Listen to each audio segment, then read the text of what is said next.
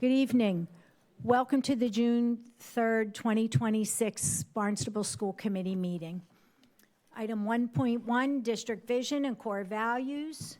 District Vision, the Barnstable Public Schools educates the whole child by creating a student-centered school culture that addresses students' physical, social, emotional, and academic needs by creating a safe and healthy learning environment in which all students are challenged, supported, and engaged. Core values. In Barnstable Public Schools, we value commitment, collaboration, and community. Commitment. We are dedicated to the continuous learning and growth for all. Collaboration. We work together while keeping student needs at the center of all decision-making. Community. We build strong, respectful partnerships that support student success. Item 1.2, statement by the chair, video or audio recording of meeting. This school committee meeting is being recorded and broadcast on the Town of Barnstable's Government Access Channel. In accordance with Massachusetts General Laws, Chapter 30A, Section 20, the chair must inquire whether anyone else is recording this meeting, and if so, to please make their presence known. Item 1.3, Pledge of Allegiance. This evening, our Pledge of Allegiance is being led by Leah Reese, our high school student envoy.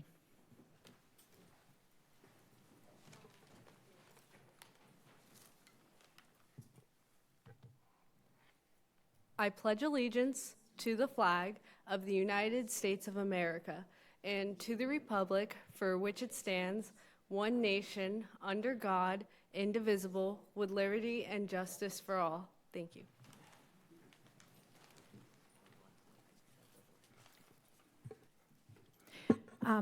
Unfortunately, item 1.4, our student envoys from the Early Learning Center were not able to attend, so we will move on to our highlight in education, the Ena Cobb Early Learning Center's toy library.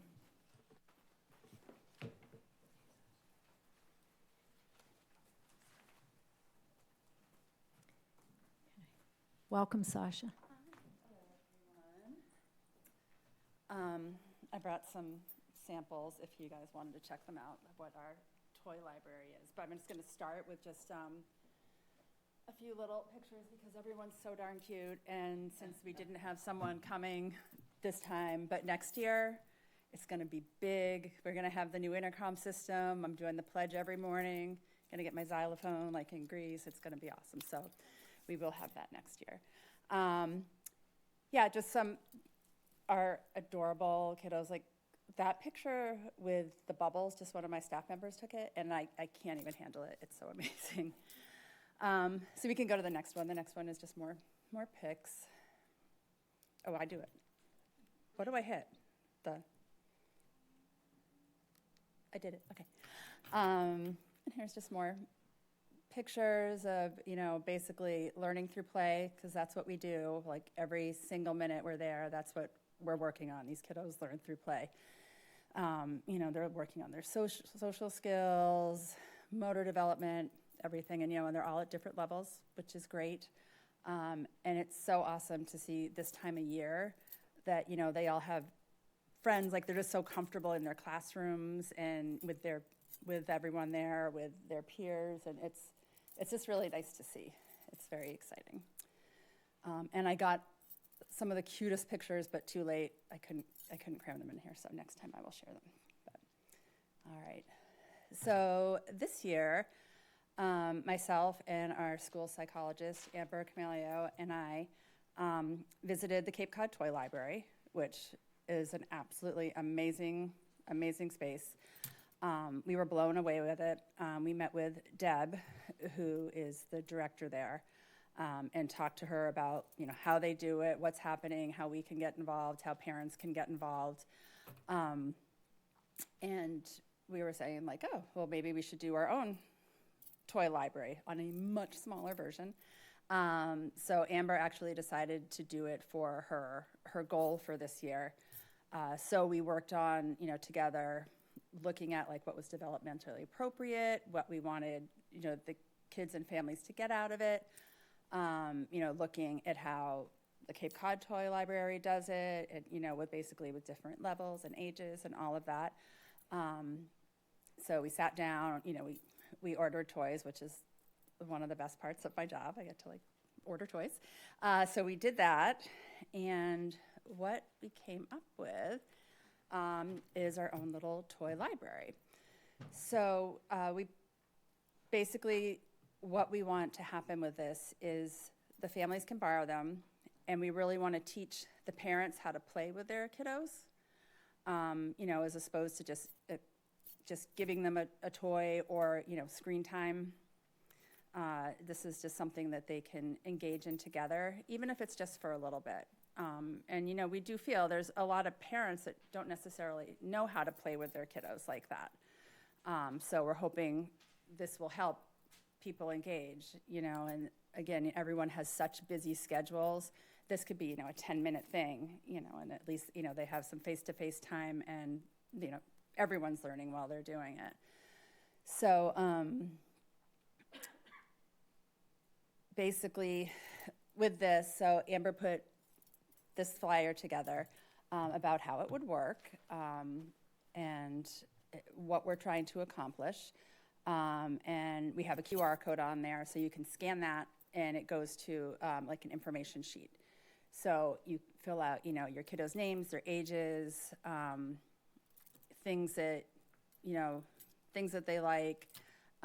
We've also asked, if you have, other children under 3 in the house, that we, try not to give you something with small pieces, things like that. We want them to be developmentally appropriate. So we have, different stages of toys. So what the parents can do is they click on that. This has gone out in newsletters. Amber sent it out on her own. It's gone in backpacks.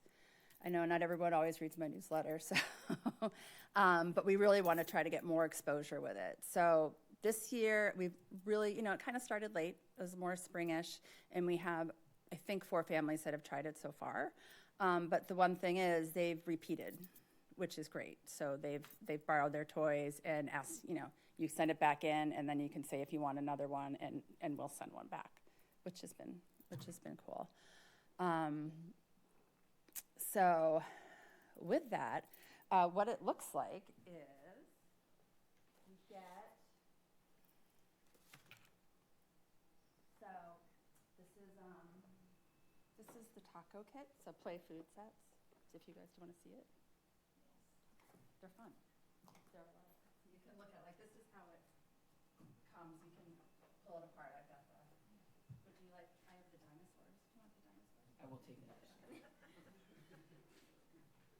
So yeah, so in here you'll find the toy and then the guy. Here you go.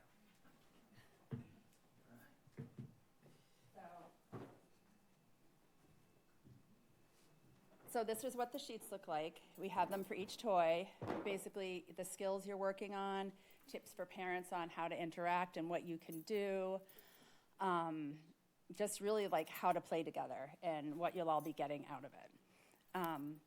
What we would like to do, so we are getting these translated, but we're also thinking that if, because right now they're just printed out and in the bags, which we like, because it is kind of nice for a parent to be able to see that. But we also want to have it through our SMORE letters, because then it could just automatically be translated. They can have it on their phone, or however. So that's one of the things we're looking at. We, just to get more engagement with it and more understanding, next year at our curriculum night, we're going to have one of our rooms committed to our toy library and have parents come in and play with their children. So we'll have all this information, and we'll have, people there like Amber and myself or whoever be like, okay, so this is we'll model this for you. This is how we would play with this.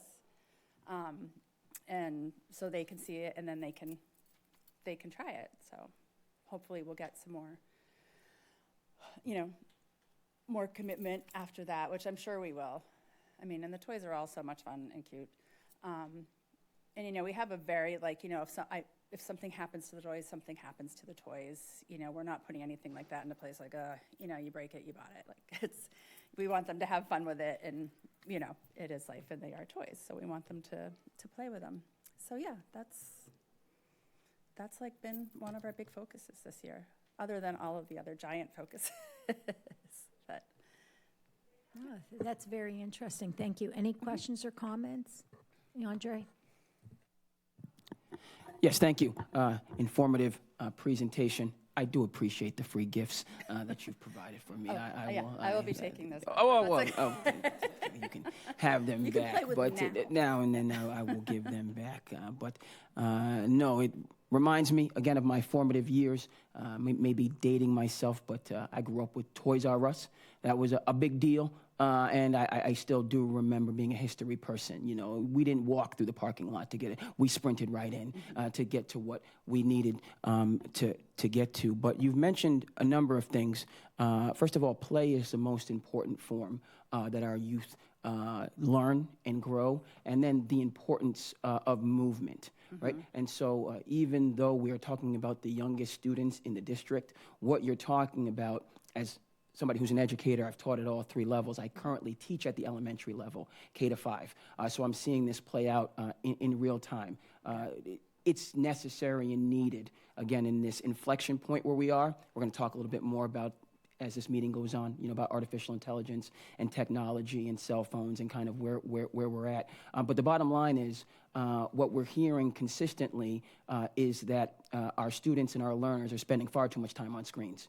Yeah. In the educational setting, never mind in your own leisure recreation setting. You're spending far too much time on the screens, all right? And it's having a negative impact on your cognition. And this is, again, going back, you know, we've been having this conversation about hot media and cold media. I've talked about it. I'll continue to talk about it. And that's what you're really referencing, right? Yeah. Get these kids moving, get these kids active, get these kids using their vocational skills. So I like everything. I will give you back the gifts begrudgingly. I'm going to do that.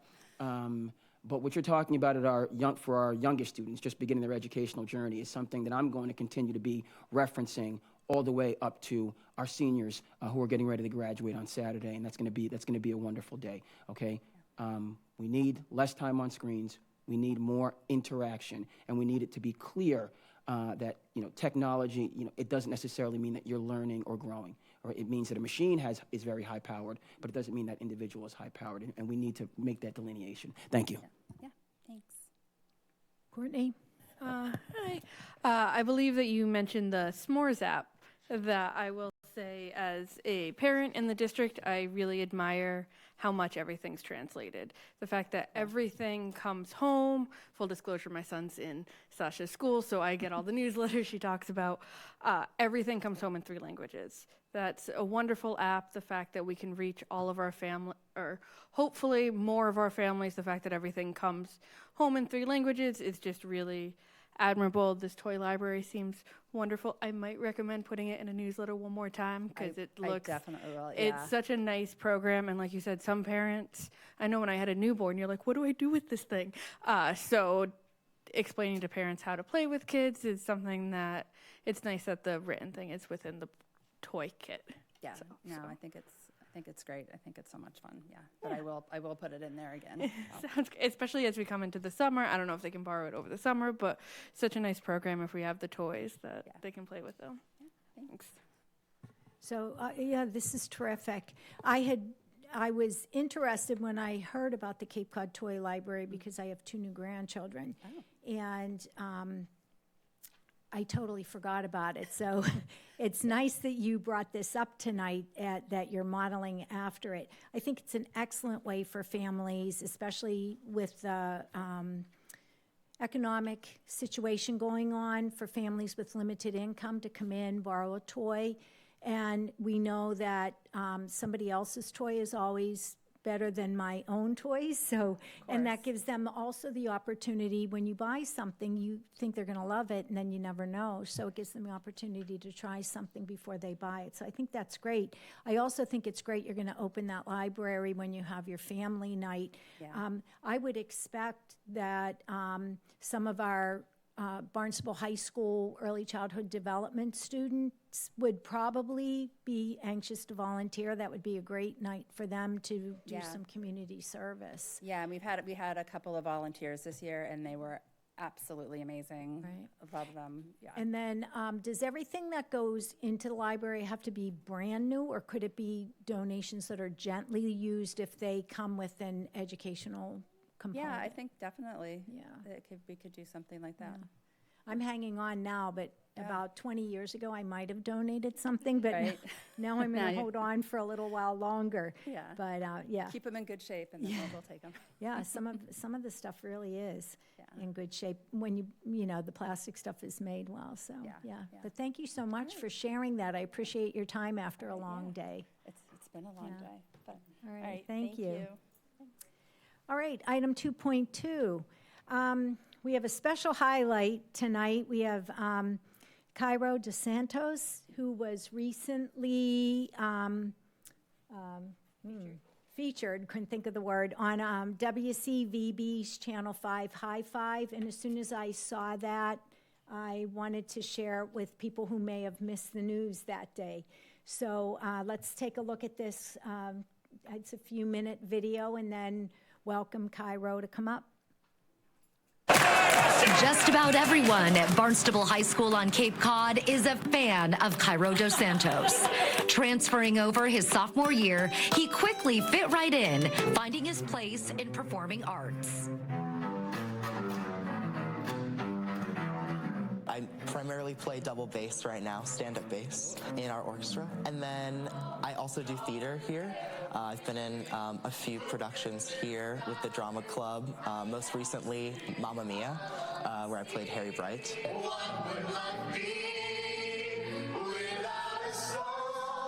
For that role, Cairo had just a few months to learn the guitar.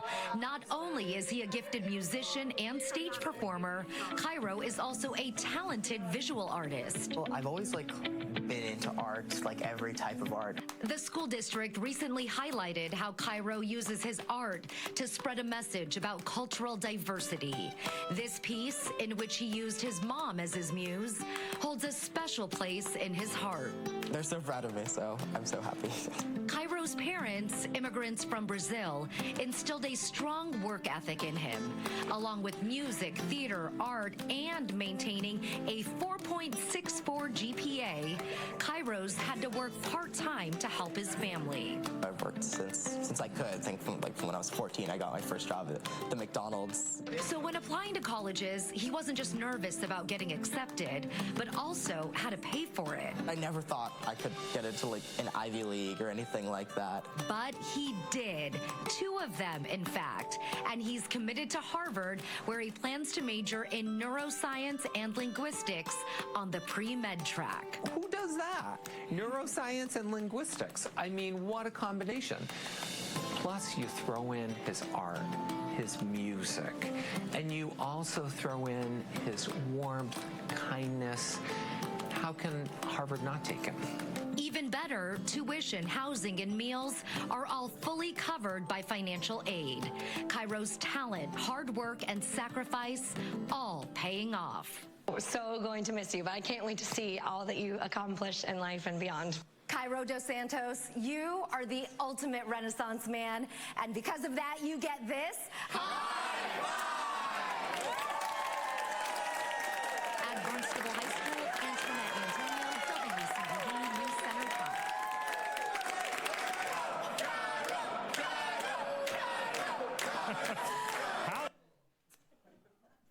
So it's great to have a celebrity in our midst.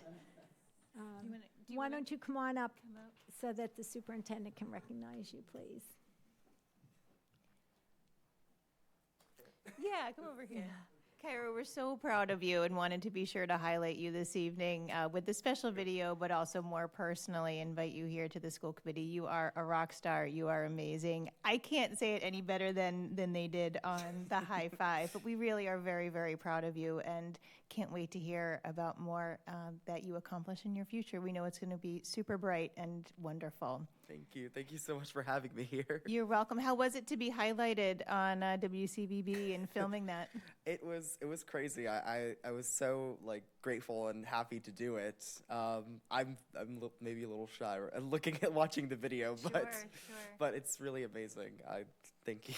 You're welcome. Yes. It's very well-deserved recognition. Any questions or comments, Andre? So again, just to add on, congratulations. I'm familiar. I go to the productions. You're involved quite a bit across the board.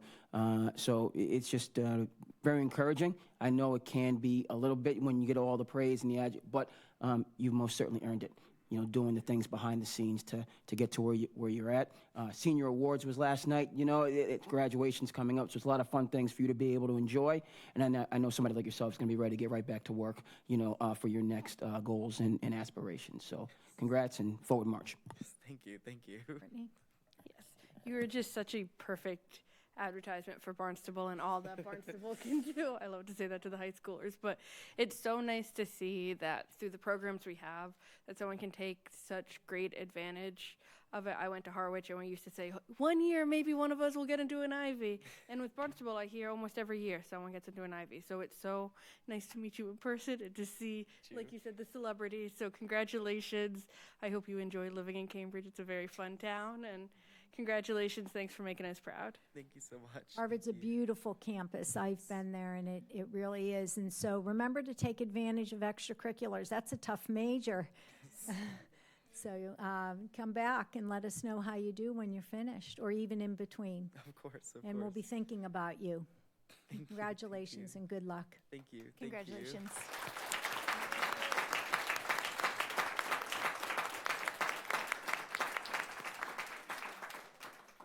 Okay. Our next highlight is the ASLP and Future Problem Solvers group. And Carrie, welcome. Hi, I'm Carrie Andrade. I'm the Director of Teaching and Learning Pre-K through 5 and also oversee the Gateway Department K through 12. So tonight I have the esteemed pleasure of sharing some great news and some highlights about students that are being honored. Each year, Barnstable Gateway works in partnership with Cape Cod Collaborative and Mass Maritime Academy to select high-achieving students for participation in the Advanced Studies and Leadership Program. We call it ASLP. This July, grades 7 and 8 students recognized tonight are invited to attend a 10-day learning experience. This emphasizes project-oriented instruction, team building, and leadership development. Barnstable represents the largest group of students from the Cape Cod and Islands attending ASLP. I would like to recognize the students that are here tonight and also the students that have been invited that maybe couldn't make it tonight. And when I call a student's name, if you are here, if you could please come on up. We're going to stand up at the front, and please hold your pause until the end for the last name. And then that'll give us time for families to take some well-deserved photos of your high-achieving students. So, Melanie Astasia, Rocco Belich, Nelson Chen, Gabriella Castaneda, Torrance Harrington. You're doing great. Juliet Amster, Evelyn Pacella, Riley Smith, Rhiannon White, Harper Brook, Ethan D'Souza, Tristan Alper, Alexander Angelov, James Teddy Rooney, James Tabor, Chase Cash, Anthony Limentinen. I got it. Matthew Oliva, Jack Buston, Maggie Suprina, Benjamin Mullen, Bishlex Pradden, Eric DeCastro, Colin Donovan, Jax Dowler, Noah Kunzman, Ethan Montero, and Murillo Zimbra.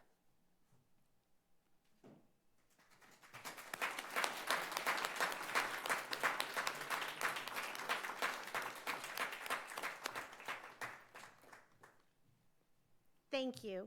Thank you for applying. Thank you for all your hard work. You're here because of all that hard work that you have accomplished. And we are excited for you to represent Barnstable this summer at ASLP. Enjoy those 10 days. Soak it in. It'll be a great experience. Thank you.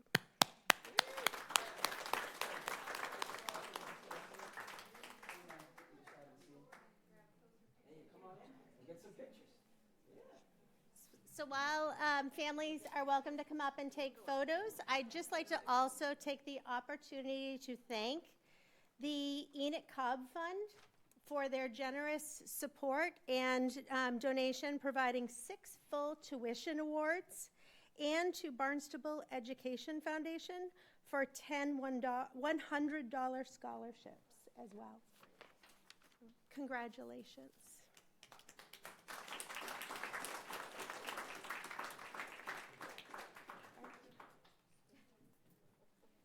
Nice job.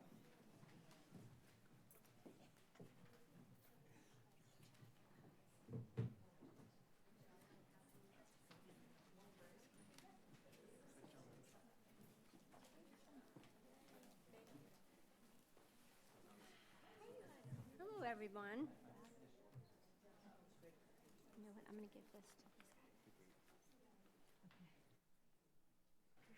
Okay, future problem solvers. Will we give?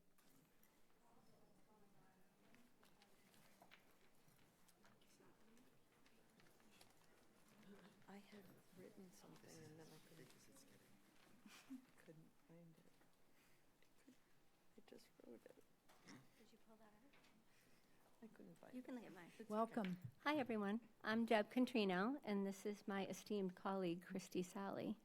She's a retired ELA teacher from Barnstable High. Not retired in FPS, though. Okay, so we're the coaches of the 185 Barnstable students in grades 6 through 12 who participated in our district's future problem-solving program this year. 185 kids. It's the biggest in the state. Go Big Red. Of the 185 Barnstable future problem solvers who worked diligently and they competed in multiple practice and qualifying problems throughout this past school year, 76 of those students qualified to compete against the best of the best throughout the state of Mass at the Massachusetts State FPS Bowl last March. We're here tonight to recognize the 12 Massachusetts State Bowl champions who will be representing not only Barnstable, but actually all of Massachusetts at the FPS International Competition, which is being held next week at Indiana University in Bloomington, Indiana. Please welcome, now you guys have to come up, our 2026 Future Problem Solving Champions, Senior Matt Brancaccio, go ahead Matt, go up there. Juniors, Layla Rabeau, Addie Otto, Sienna Hegarty-Cook, Beckett Rogers, Wyatt Del Negro, Ugan Oja, Max Sanborn, and Logan Strunk. One sole sophomore, Leah Reese, and 8th graders, Evelyn Pacella, again, come on up, Evelyn, and Shelby Thompson.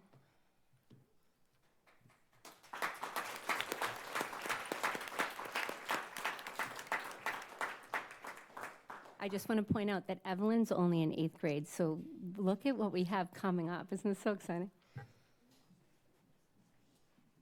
It's picture time. Yes, it is.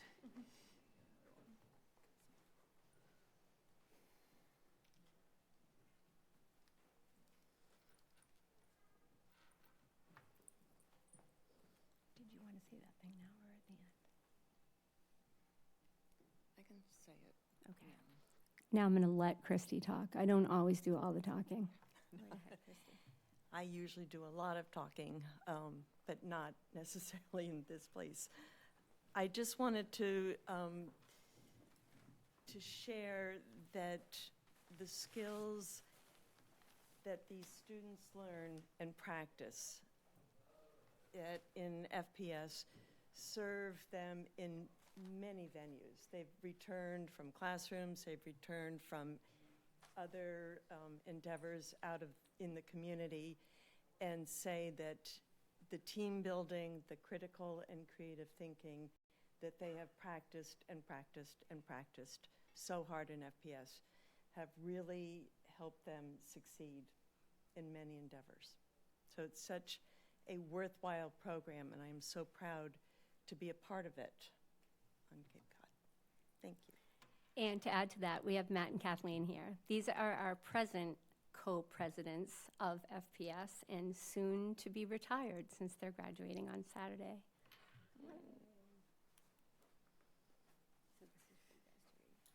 I'm Matthew. Nice to meet you, see you guys again. I'm Kathleen.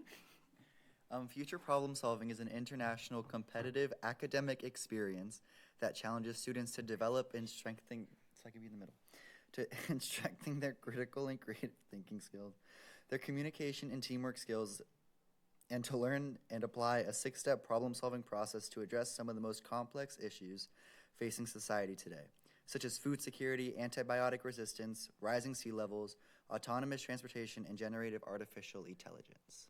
So some big topics. The FPS program offers several components of competition, including global issues problem solving, community problem solving, future scenario writing, as well as scenario storytelling performance. So me and Matt have been in the club since like maybe 4th grade. It's a club that you can join while you're at BUE, which I think is really beneficial.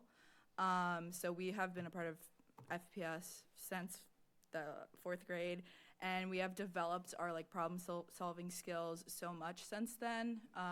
When we joined in fourth grade, we were doing community problem solving. But then as you continue on within the program, you can benefit from all the other different components. So I personally have done the global issues problem solving, where you work on a team and solve like a issue with the 6-step solution or 6-step thing. And then and you can also do that individually, and I have done it individually. And I've also been a part of like the scenario writing, where you come up with a future scene, and that's like really good for like if you're interested in writing. Matt has done storytelling performance, so I'll let him tell you about that. Yeah, this will be my 5th year going to qualifying for the international competition, and I've tried to go for something different every year. So the first year I went for the team competition. Second year I went for this creative writing, which is like a fun aspect I like about it. Then the next year I went for individual, and then I went for storytelling last year, which I'll be going again this year for, which is turning out to be my favorite aspect, which is when you present a problem through storytelling, and you're presenting this story with like an audience of people at Indiana. And it's a really fun experience. You meet lots of people. We made friends from New Zealand. People from France are kind of mean. Australia. I never really talked to the Singapore people. We took a bus with them, actually. Yeah, there's lots of different people that go there, and it's fun meeting all these people. And it's not just about like being a part of the competition and trying to place as best as you can, but it's really about like meeting the people who are there, because you meet people from so many different places across the world, and I think that's really beneficial to just like learning more about culture and making these connections. And like if we ever wanted to go on a trip to New Zealand, we got a place to stay. Yes, for free. And when you're there, while you're talking to these kids from like other countries, you see all their different perspectives on the world. Like we were talking to our friend from New Zealand, Zoe, and the way she saw America, like her parents almost didn't let her come because they were scared she was gonna get shot out of college. So that just shows like how different, like, what? So sad. Oh yeah. It makes me sad. it just shows how different people view like America when you're not from America, which is just like really like shocking or like. She asked them if they had guns at their houses. Like Yeah. they think it's like a Western movie. Like we all have our own arsenal of weapons. And on a brighter note, I made a girl believe that I have a bald eagle as a pet. So. Yeah, so it's lots of fun. Awesome, I know. All right, and Exciting news to share. yes, yes. to conclude our presentation tonight, as seniors retiring from the co-president positions, we would like to announce the BHS FPS Club officers for the 2026-2027 school year. For club treasurer, we have Beckett Rogers.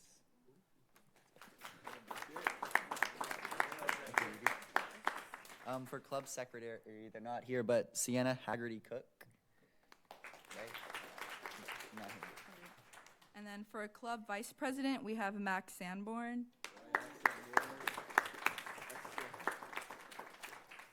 And then for co-presidents, we have Addie Otto and Wyatt Del Negro.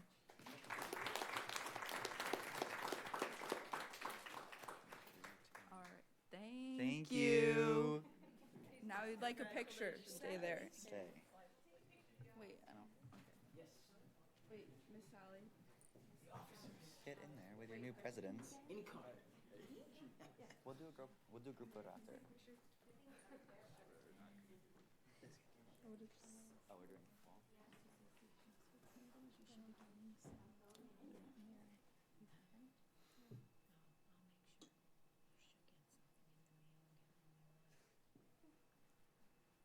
Just a couple more.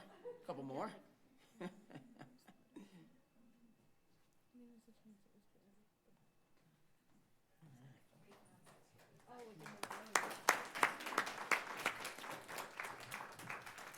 Thank you, everyone. Oh, if you have any questions. Any questions or comments? Andre? I'm sure you'd rather talk to Matt and Kathleen. I would, but not often that you get a chance to see, again, these numbers that I'm hearing about. 185 participants, largest in the Commonwealth. Can never say it enough, Massachusetts leads the nation and has for decades We're trying. in public education. We do. That number doesn't just, that number was only 6 to 12. So as these guys said, they started in 4th grade. It's just that we don't have competition at that level yet. We're trying. That's the junior division. We're building that program. So the competition is 185, but there's more than that. So just so you know, there's more coming. 76 placing, and then 12 going on to Bloomington, Indiana. So just on a number of levels. Your advisor is my former English teacher, Miss Sally. I have not forgotten. Did not, in my studies, reach the level that you've taken these students to, but I do remember the lessons. And, you know, you cut me no slack, and those are the things that you remember, whether you reach what you should have or not. So it's good to see you, Miss Sally. Just to touch on the international aspect. You said a number of things, but really rubbing elbows again with people from all over the world and getting a perspective of America from outside of America, huge. And then to say to yourself, you know, that I can travel to these countries, experience this culture, that's something I feel we need a little bit more of. We are sometimes, or at least myself, I don't know if we have that international flair, and to have that highlighted. And just along with, I'm just very proud, and you guys come up, we take a lot of pictures. It's just something for me as a Barnstable, you know, we're going to celebrate our mathletes just as much as we celebrate our athletes in Barnstable. We're going to celebrate you. So don't be shy, you know, when you, these big things that you're doing, you know, it might not, you know, but it's equally and just as important as the other achievements that our Barnstable students are accomplishing. And so just very proud, and continue on. Courtney? Andre covered it very well, so I would just echo everything he said. I think the interesting thing I heard outside of everything else was the global issues that you guys are attempting to solve. Good luck. Please let us know what you come up with. It sounds very troubling, and the fact that you're trying to tackle it at these young ages and to think of the world in such a great perspective is wonderful. Great job. Yeah. So this has been a long tradition, as you said. My daughter participated in all of, do they still keep the same team as they move from grade to grade for the most part? That's what they used to do, so that the cohesion is really tight? We don't force them to do that. Are they allowed to do that if they So want? at the middle school level, it's engineered because they have a schedule and it's a class during the school day. So like today, the sixth graders, I taught them the sixth and I attempted to teach them. It is June. I attempted to teach them the sixth and final step. They'll have it down in about by the 17th or so. But then when they get to the 8th grade, it's an after-school club, and they can choose their teams. And sometimes they'll choose their friends, and they'll realize this isn't a good thing. Like when we're together with our friends, we may not take it as seriously. Sometimes it's better when you're on a team with a kid that you recognize as a like-minded person from class. And then, I mean, I prefer them to be very diverse, the teams. I like, kids from different backgrounds, and we have so many kids that weren't born here, not born in Massachusetts, so no, they don't have to stay together. Although your team stayed together, fell apart, and then came back together for senior year, Yes. which was really nice. Yeah. So the program was not as extensive. It was just coming out back then. And I believe she began at some level of Gateway competing in something, I can't recall, but in second grade. And then when they hit middle school, 5th or 6th grade, they had the group that met that went to the competitions. And with the exception of somebody dropping, somebody coming on, and then somebody coming back, that group just happened to stay together. And I have to say, the majority of them really went far. They're all professionals now. They're all graduated from college and working in their fields, and they do learn a lot from that program. And so it's a very valuable experience, and it's nice to see that you were able to continue that once it becomes an after-school club. But congratulations, enjoy your trip. For those who are going, I've been there. It's Indiana's, Bloomington's nice. I think you'll find a lot of fun things to do outside of the competition, so take advantage of it. And good luck. Let us know how you do. Thank you. Thank you for coming.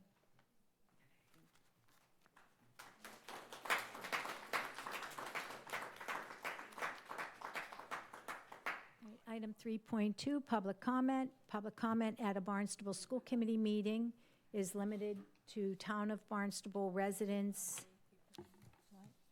Oh, 3.1. Oh, student envoy report, sorry. 3.1, student envoy. Sorry, Leah. Yeah, you're all good. Thank you.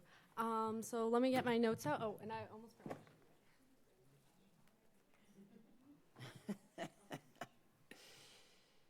So to start off, I don't know if you guys recall at a past meeting where we talked about briefly the we had a little competition with flags all over the world in one of our classes at the high school, hosted by Mr. Shea.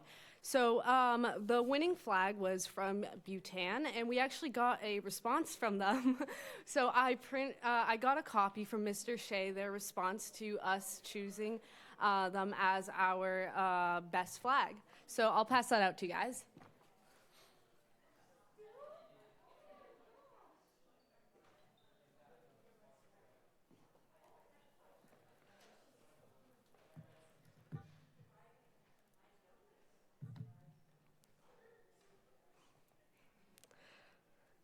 I just thought it was pretty incredible that we actually got a response from the Embassy of Bhutan.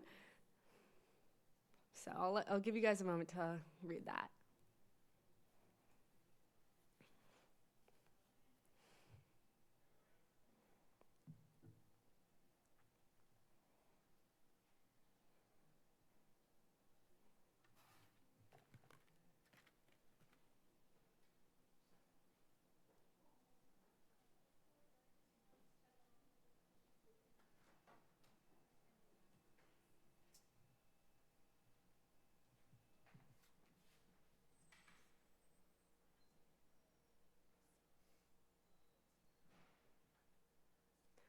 All right.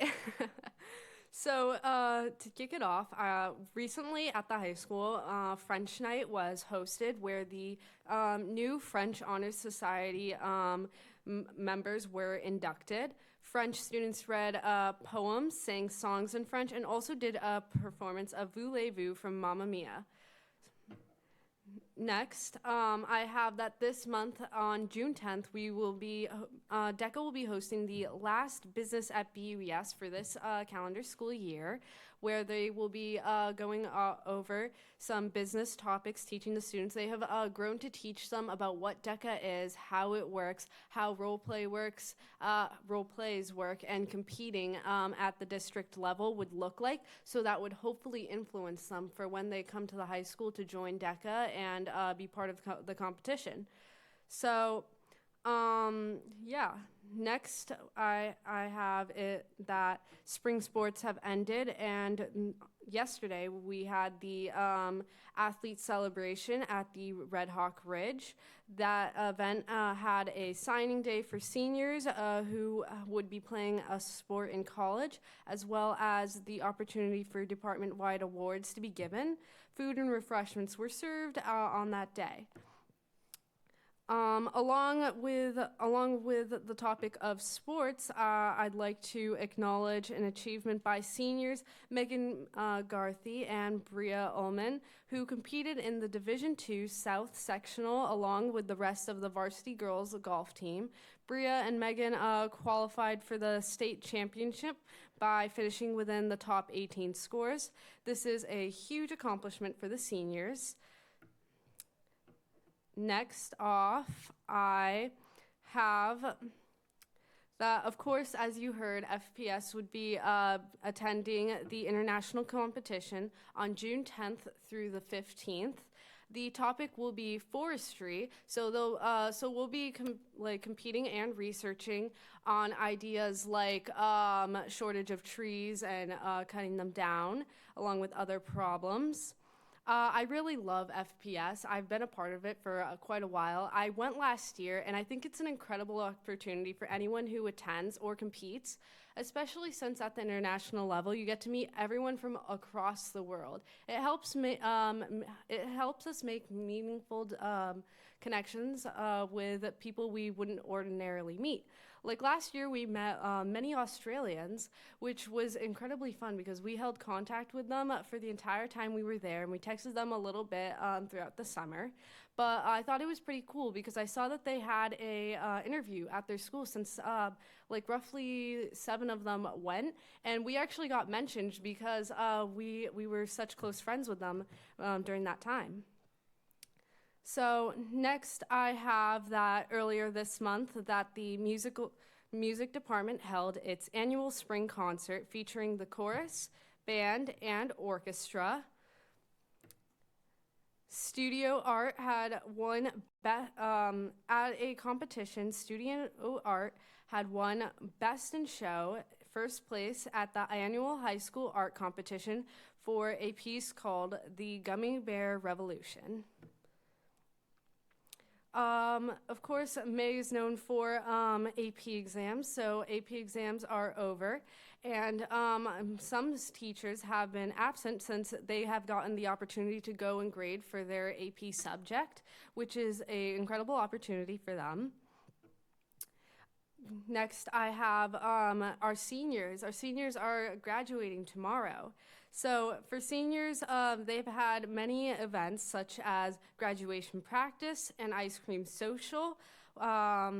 Graduates will be soon walking through elementary schools, flash to the past, I'd say, and they had their senior sunset. And lastly, tomorrow, they are going on to college, most of them. And there was a senior rewards night which honored over 20 students with awards and scholarships. So today, at school, the Student and Staff of the Month awards were given out. So I'll go over who won and their comments. So for 8th grade, we had Jay Eldridge. Jay has been attending school every day, is engaged, and is on point in every class and super respectful to every member of staff and every classmate. For Ninth grade, Mia Ferrier. Mia is always on time for class, pays attention, is polite, and is kind to others. She's always willing to help if needed. Next, we have Addison Harrington with a record-breaking of 6 nominations. So typically when we go and pick our students of the month, it goes through rounds. Like, we get all of the nominations in, and we narrow it down to a couple students who got the most nominations from teachers. So Addison blew the competition away, I'd say, with a record-breaking of 6 nominations from 6 different teachers. She has tons of feedback here, but I'll only read a little bit. Addison is a phenomenal student who works hard, who is passionate and intelligent, is always kind. She started a book club this year and has done a great job of it.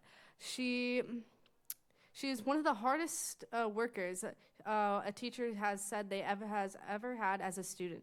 She has created some of the most incredible projects this year, including a shadow box of Macbeth broken into each act with intricate details that must have taken hours to complete.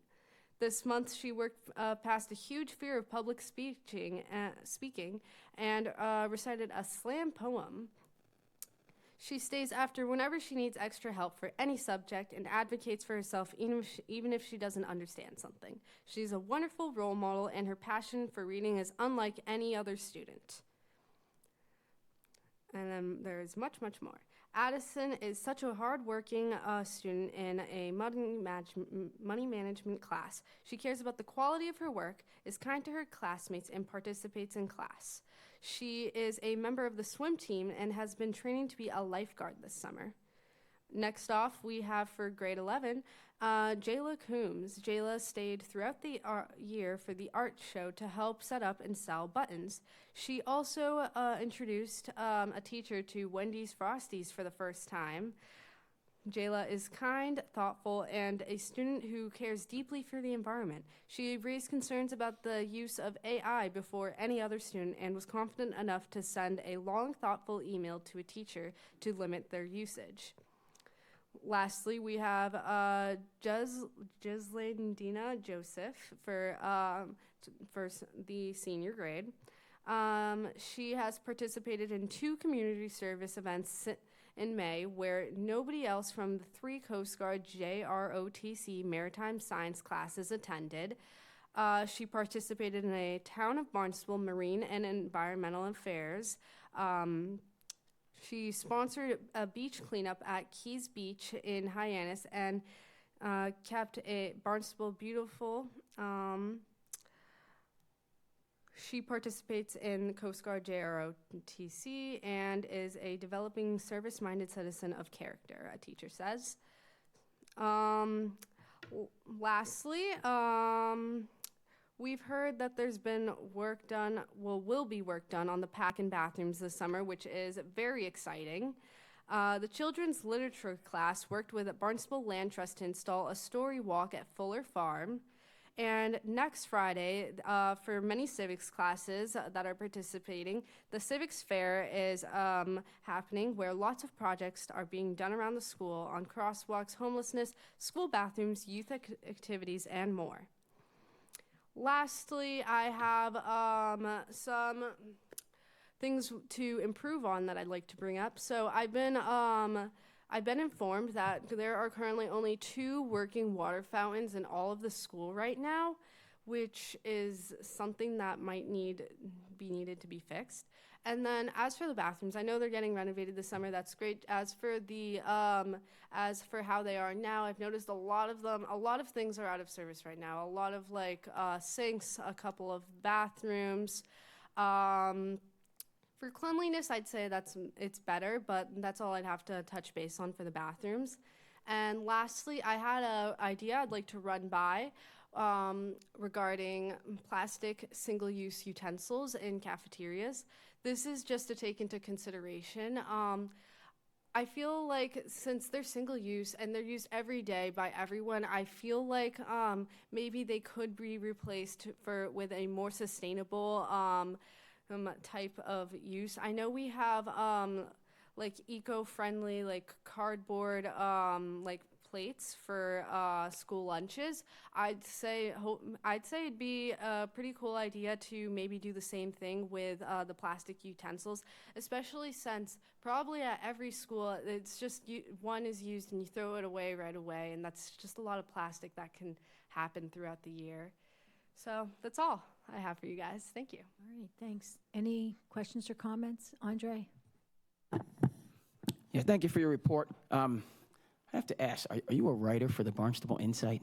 I'm not. Well, they could use someone like yourself to get out there and cover the stories and bring forth the information.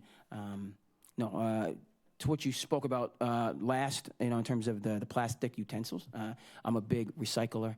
Grew up with Captain Planet and the idea of composting. So that's a good idea, something that we'll kind of follow up on, because it just makes sense. I know some of the restaurants, some of the establishments you go to, all of the food or the trays are compostable. Compost them. It's good. It's environmentally friendly. So that's something to look into. Something I'll talk about a bit in my school committee comments. But I did have the chance to participate in Celebration. So I was at the high school, and what you noted about some of the water fountains, I did see.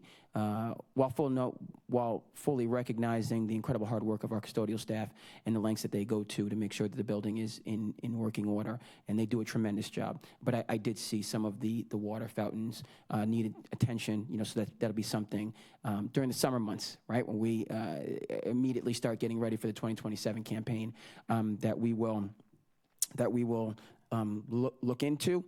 I did like, you talked about senior awards. Wasn't able to make it yesterday. I saw the tremendous pictures, both the senior awards in terms of scholarships and then the athletic awards held in, you used the new name, Red Hawk Ridge, but that's the many years, the Cobb Astro Park. And special thank you to Mike and Mary Gyra and Ed O'Toole and others who built that space from scratch.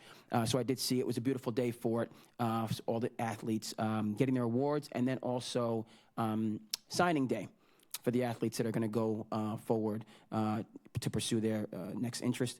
So a good report, a thorough report, and I'm looking forward to the continued. You hit on a number of things. That's what we want to hear. So as you said, plastic, it's a good idea. And then, of course, again, our janitorial staff, they work very hard. But the bathrooms and the water fountains, making sure that those are in working order. And then just something to kick back to you. You did talk about the students that won Student of the Month and that are highlighting. Some of the feedback that I've received is that some of our students aren't necessarily as judicious and respectful of the infrastructure at the high school, specifically those water fountains, and some horse playing that's going on, and we need a little bit more maturity, right? I'm a Barnstable person. I understand what it is, and, you go through it at the end of the year and stuff like that. But from a student perspective, why don't you help us out a bit? And those students that aren't necessarily doing what they should, maybe sometimes they hear it from you versus from us, that goes a longer way. Why are you doing this? I mean, what's the benefit of roughhousing with a water fountain? Who benefits from that, right? And it's not just you guys that are using it. These are community spaces, right? Celebration, we had the entire community there till 4 or 5 o'clock in the morning. It was wonderful. But we have water fountains we can't use because, so that's one of the things that I'd say. I want to continue to bring what's going on, but then also on a peer-to-peer level, I think maybe we could see some gains as well. Yep. Courtney? Yes. Andre, you always lead up perfectly to my stuff. So I have a similar question for that with the bathrooms, right? Oh, I think so. Can you hear me okay? Yeah. Okay. With the bathrooms, it seems like since I've been on it, I've been hearing issues with the bathrooms. Is that, from your perspective, I know you're just one student, from them just not being fixed, or are they being fixed and students are breaking them? I feel like it'd be more them needing to be fixed. Like, I'm not sure how a student could maybe break a sink that when you press the thing, no water comes out of it. I get how the actual toilets and stuff could be a vulnerable thing that someone could damage. I don't really see any students going out of their way to like try to damage a toilet or something, but there have been consistently a couple toilets that have just been like out of order and just I haven't seen them back in order, the exact ones. And touching base on that, I'd want to also mention the bathrooms in the girls' locker room. Please look into those. Like, they don't have locks on them. There's a hole in the wall still on one, and they're really, besides the fact they're really cramped, like it's just not really good in the girls' locker rooms. You're saying there's a hole in the wall in the girls' locker room? Yeah, like behind a toilet. I remember during lacrosse season, I went into one of the bathrooms. The door didn't have a lock at all. Like, there was no lock on the door. And then the toilet had, like, right by the plumbing, there was just like a hole right there. Yeah, that's pretty alarming, especially to not have the locks. I do see a couple people writing stuff down, so I very much appreciate this because this is a issue we've been talking about for 6 months. So I don't think this is something that you should have to keep telling us about. Are there any other major bathrooms that you have seen just not I would say that one is probably the worst one. Most of all of the other bathrooms have locks on the doors. Some locks are kind of like hard to close, or they don't line up correctly, that when you go to close them, it's like either too tight and you can't really like jam it in right to close the door. And then I've noticed with sinks, for some sinks, like when you like press on the thing to have water come out, it's either like no water pressure or like no water comes out on some certain sinks. Would you say every bathroom has at least one working sink, or are there some bathrooms that don't even have a working sink? All bathrooms have at least one working sink, I'd say. That's something better than none. Well, thank you. I so appreciate you guys coming in and letting us know what's going on, because I've never hung out in the high school. I'm not going to go hang out in the high school. It's good to know from the student perspective what is going on, what's being affected. You gave a great report on the students of the month, and that's a great idea that if the students kind of get behind what our initiative is, it helps the goal. We're all on the same team. We want the schools to be in the best shape possible. Congratulations on anyone who took the AP exams. Just sitting for them, it's exhausting, so congratulations to them, all the seniors who are signing, and I think I can speak for everyone that we're pretty excited for graduation and to give everyone their diplomas. Thank you for coming in and taking your time to be a student envoy, and I look forward to seeing you next month. Are you returning in summer vacation, or are you waiting until September? I think she gets a break. I'd say September. Yeah. I wouldn't really know what to report on during the summer. So, Leah, you've done an exceptional job this year, along with your two cohorts who have graduated, and we're really looking forward to having you return in September and seeing some new faces along with you, so it's not all on your shoulders. And we recognize that it takes more time than just your attendance here. You've put a lot of thought into it. Courtney, I have done walkthroughs of that building with the superintendent, and it's an old building, the bathroom infrastructure, and as we all know, the capital improvement projects take a while. It's not an excuse, but they are slated, and hopefully, and that locker room is not. I would just say locks great. are just such a cheap improvement that if anyone feels unsafe in a locker room, that's they a have to huge have problem that we can spend $50 on locks to make sure they slide in and everyone feels safe when they're especially if it's only happening in the girls' locker room. That's a problem. Yeah. Well, I wouldn't know for the guys. Yeah, you don't hang out in that room. Haven't visited that lately. I haven't heard anything, but I wouldn't be able to go check.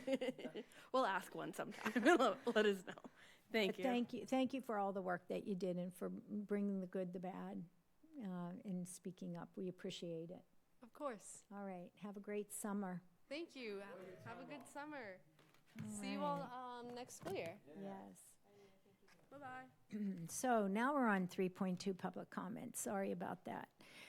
Public comment at a Barnstable School Committee is limited to the town of Barnstable residents and taxpayers and Barnstable Public Schools employees, students, or family members.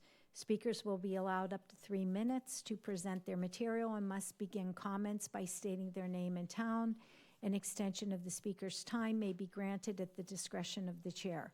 There will be no debate or action taken on public comment items. The committee will take items under advisement, or the individual will request an item to be placed on a future agenda. The chair will also allow public comment at her discretion during the meeting. Topics for comment should be limited to those within the school committee's scope of authority. Is anybody here for public comment this evening? Welcome.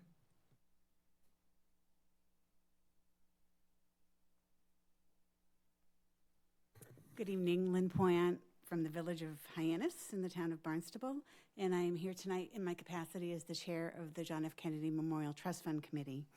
The town of Barnstable owns and operates the JFK Memorial Park located at 480 Ocean Street in Hyannis.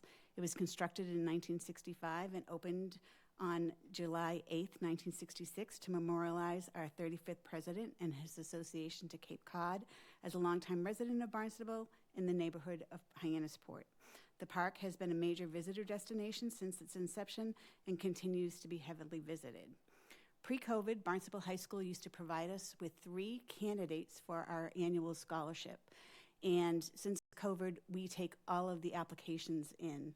The scholarship at one point, or for a very long period of time, was about $1,000, and we have since raised it to $2,500.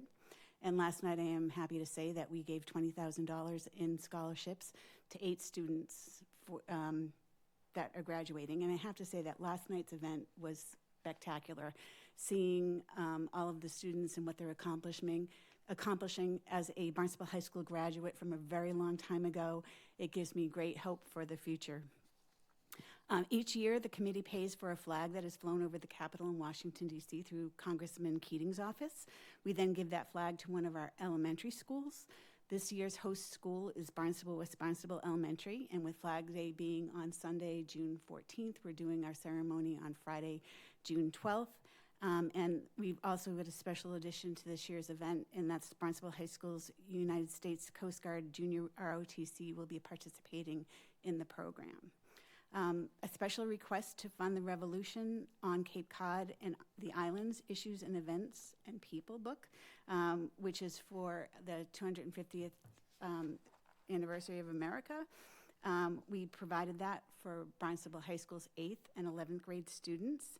And we purchased 700 books for a total of $10,500. The books were labeled as a gift from the JFK Memorial Trust Fund Committee, and we are happy to present members of this school committee with their own copies of the book. And I just want to acknowledge that our committee members, our town manager, Mark Ells, our vice chair is Bill Murphy, whose father was one of the founders of the JFK Memorial. He was part of the whole design process and everything else, and then the first chair. His brother, Larry, was the second chair, and I'm the third chair since the committee has been in existence. We also have Wendy Northcross, who's the JFK Hyannis Museum Executive Director, and Bob Jones, who has been a longtime member of the committee as well. So we want to thank you for this opportunity. We take very seriously providing opportunities for our youth through our JFK Memorial Sailing Program and other activities. But since these were so school related, I really wanted to be able to come and let you guys know. So thank you. Thank you. Thank you so much for your generosity to our schools and for coming tonight. Do we have anybody else for public comment?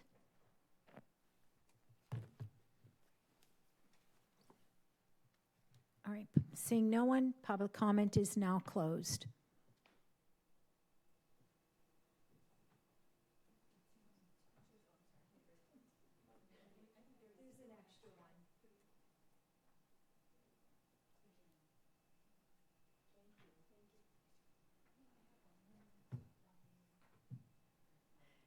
Item 3.3, School Committee, Subcommittee, and Liaison Reports.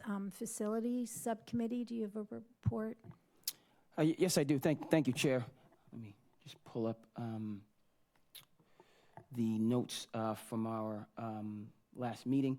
So we met on May 18th and discussed the building-based needs district-wide. Thought it was a productive and forward-thinking conversation, looking at where our facilities are at, and how we can best service our facilities. Looked at what's taking place in area communities. One of the things that was noted, Falmouth approving a $2 million renovation of the Lawrence School, amongst other area districts that are moving forward with examination and fundraising for their aging businesses. Just continue along with our notes. And just, we're going to continue to hammer home on that topic within our subcommittee, just about our aging facilities and how to best move forward. And we want this conversation to move to the school committee and then the community level, but we want to have our ducks in a row before we do so. Next meeting, I'm going to have to possibly some help. Thanks so much. June 15th will be our next subcommittee meeting. And again, just our facilities and making sure that they have the attention and the resources they deserve. Thank you. Okay, thank you. The Policy Subcommittee met on May 29th. The policies that we discussed are included later on the agenda. In addition to those, we also reviewed policy EEA, the bus driver education and training. Just for the public, MASC publishes recommended updates, and we review any policy that they've updated. We did review our policy. It already included the recommended updates, so no changes were made. Our next meeting is Friday, June 26th at 3 p.m. via Zoom. Mike Judge was not able to be here this evening due to a conflict. I forgot about the Cape Cod Collaborative. Do you have a report? Yes, I do. Thank you, Chair. So the collaborative, we met on May 27th. It was exclusively a Zoom meeting. Our previous meeting, we needed to have a couple more members in order to have a quorum. So we looked at staffing updates, looked at transportation, some transportation incentives. I think that's a common theme across districts. Mr. Patrick Murphy took us through the FY27 budget, looked specifically at the paraprofessional salary scale. Again, a consistent theme, making sure that salary scale is kind of competitive with the other opportunities, because we know how important our paras are. The executive director had a summative evaluation. And last but not least, we did look at the policy on physical restraints and timeout, as that has changed. That might be something that we might hear from at the district level here in Barnstable. The policy regarding physical restraints and timeout has changed. And then there was a reorganization of the executive board, as a few of our board members are terming out. And so a new president and vice president were chosen, people stepping up to the plate. And our next meeting is June 8th. Thank you. Thank you. So Mike Judge was not able to be here tonight. I did reach out. He said that there was no wellness committee meeting to report on, and he did not have anything to share for the CPPI leadership team. I do know that their next meeting is June 17th, so I'm sure we'll hear from him after that. Item 3.4, school committee comments. Andre? Thank you, Chair. And I'll number of good things to get to in my slides. It's been a very busy month in June.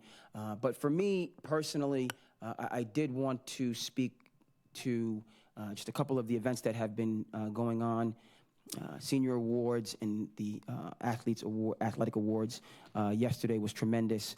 I'm looking forward to seeing what's going to happen as our seniors go across to the elementary schools in the district. That's something that's tremendous, that's been added in recent years, and we do an outstanding job with that. That's something that students come back to Barnstable to participate in. I don't mind mentioning that. They want to be a part of this end of the year or end of the year for seniors event. So we're going to see students not just in their red, but in the green, in the students from Cape Cod Tech.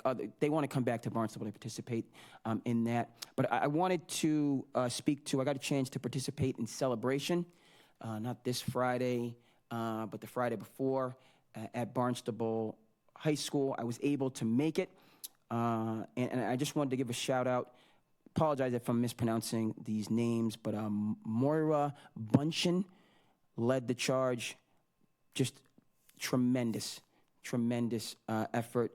Julie Coffin, Vanessa Nunes, Kerry Douglas, Lauren Friel. I missed a number of people that were really the inner core that carried this thing through the finish line. I was just one of the volunteers, happened to be in the gymnasium. That worked out for me with the students. And it was just a great time all around. And the core group, you know who you are, that carried this over the finish line. Mike Judge, the Judge family, did this for a number of years, and they did a lot of the heavy lifting, and the baton has been passed, and I'm fortunate to continue to still be able to participate in it.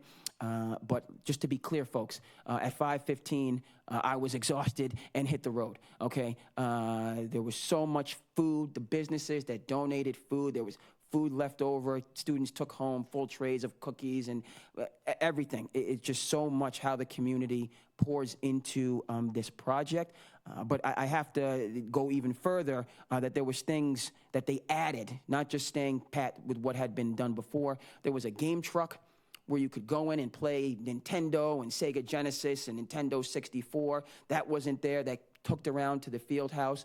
That was added. The karaoke was moved into the cafeteria. Students were enjoying that. But the last but not least, which was something that was new that I remember, and this may have been the case in recent years, they had the school buses come and take the kids home. Had the school buses come and actually the kids that stayed the whole night, which was, and I'm dating many moons ago, but that was my experience when it was at the Kennedy rink. But that was something that was new, and it just went well. $1,000 that they gave in cash prizes. A student won a Fire TV, the students that stayed to the end.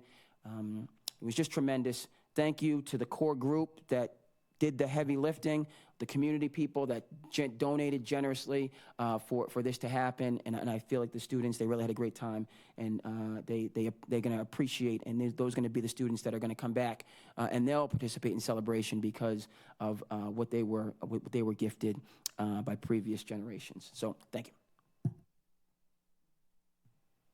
Courtney? I'm all set. Thank you. Okay.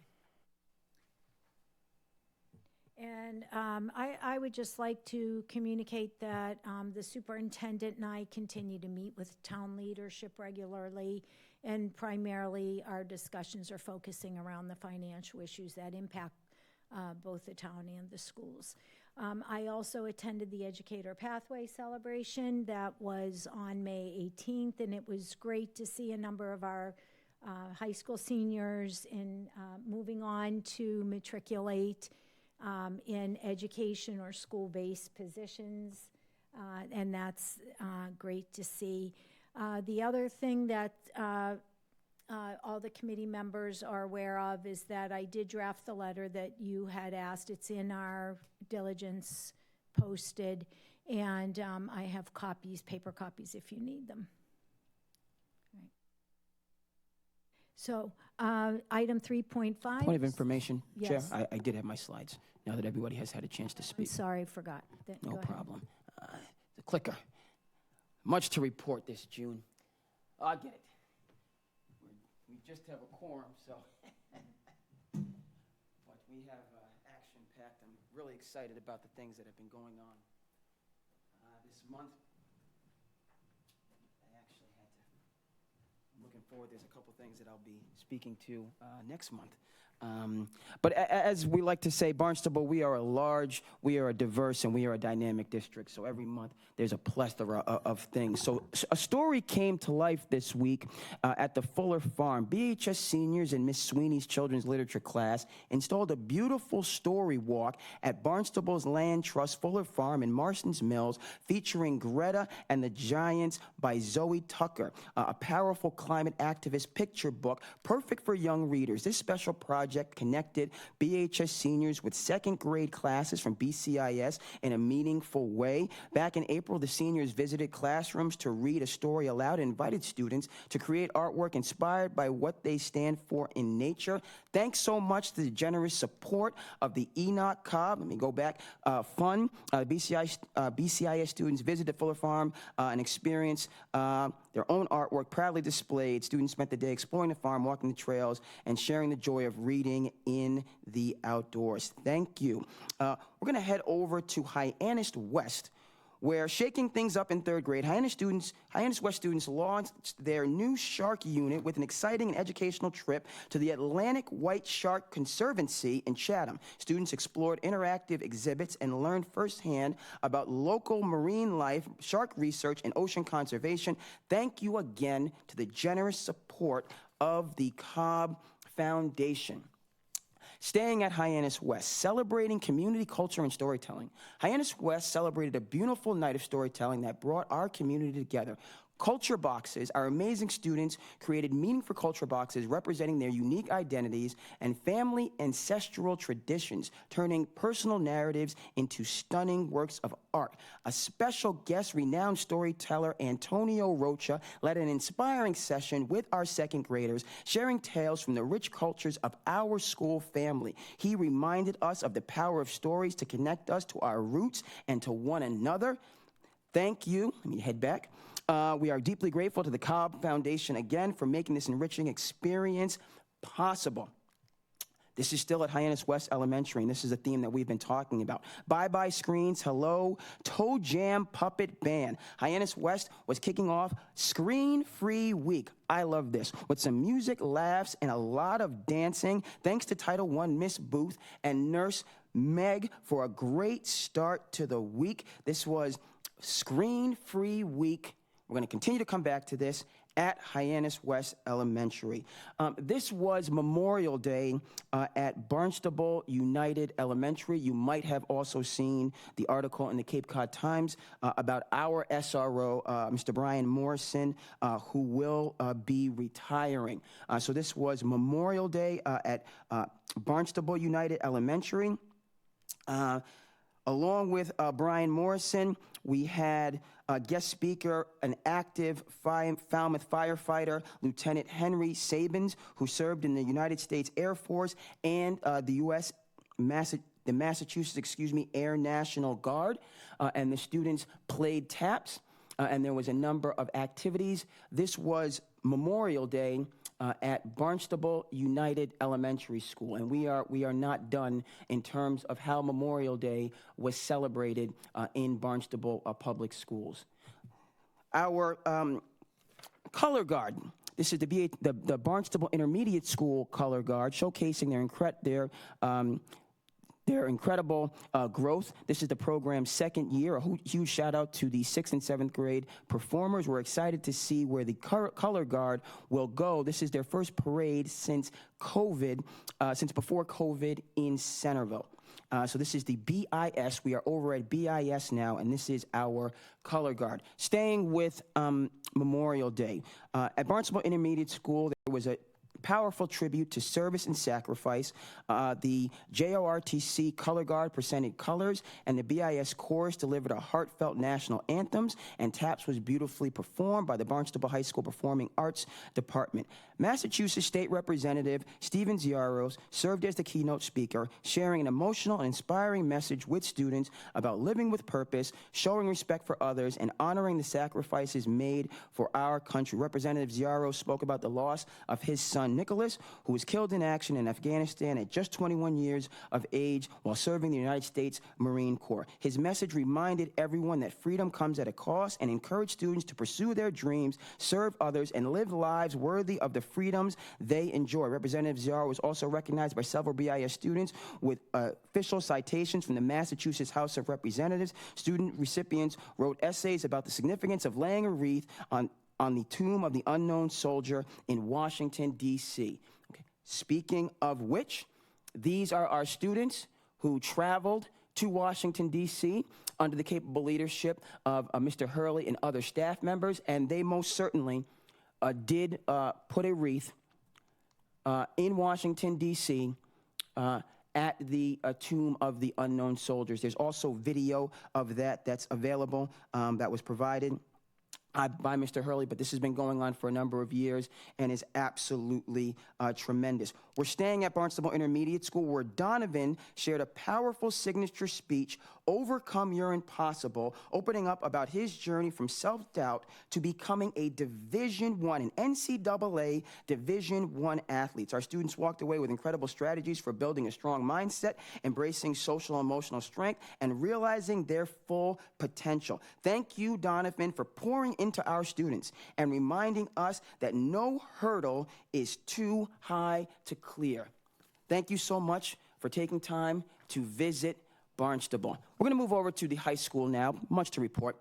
Huge congratulations to our 30 Barnstable High School CNA students who recently received their nursing pins. From navigating touch clinical schedules to securing jobs at Cape Cod Hospital and the Pavilion Rehabilitation Center, these June graduates are already making a massive impact. They could not have done this without the incredible support of our staff and community.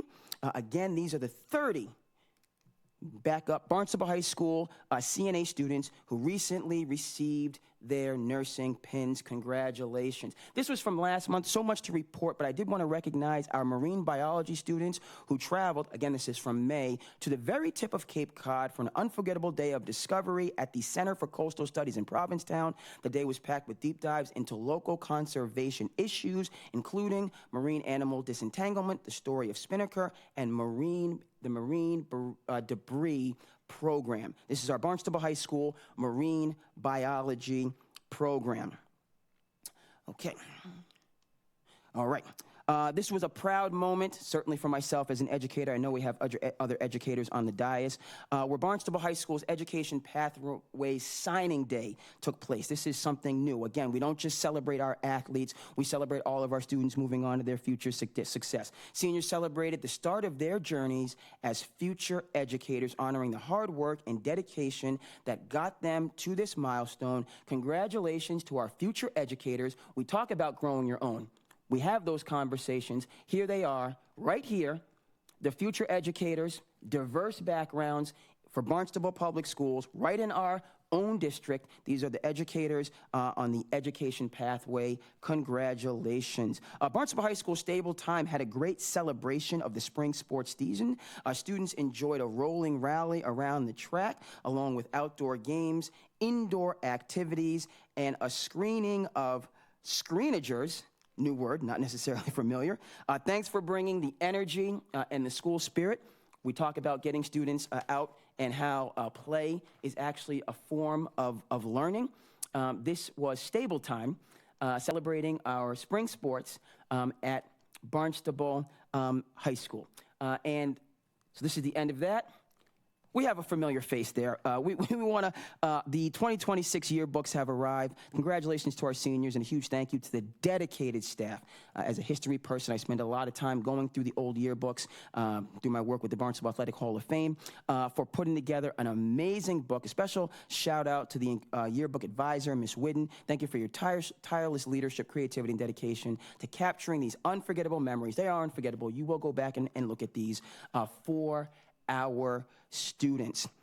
We won Yes, Barnstable High School Art Studio students officially took the Best in Show and first place at the annual High Art Competition. Out of 13 competing high schools, was crowned in a crowded house of over 200 people at the Outerborough Arts Museum. Your very own Barnstable High School students rose up to the top with their incredible installation art piece, The Gummy Bear Revolution. Barnstable has a history of strong showings. We placed in 3rd and 4th place.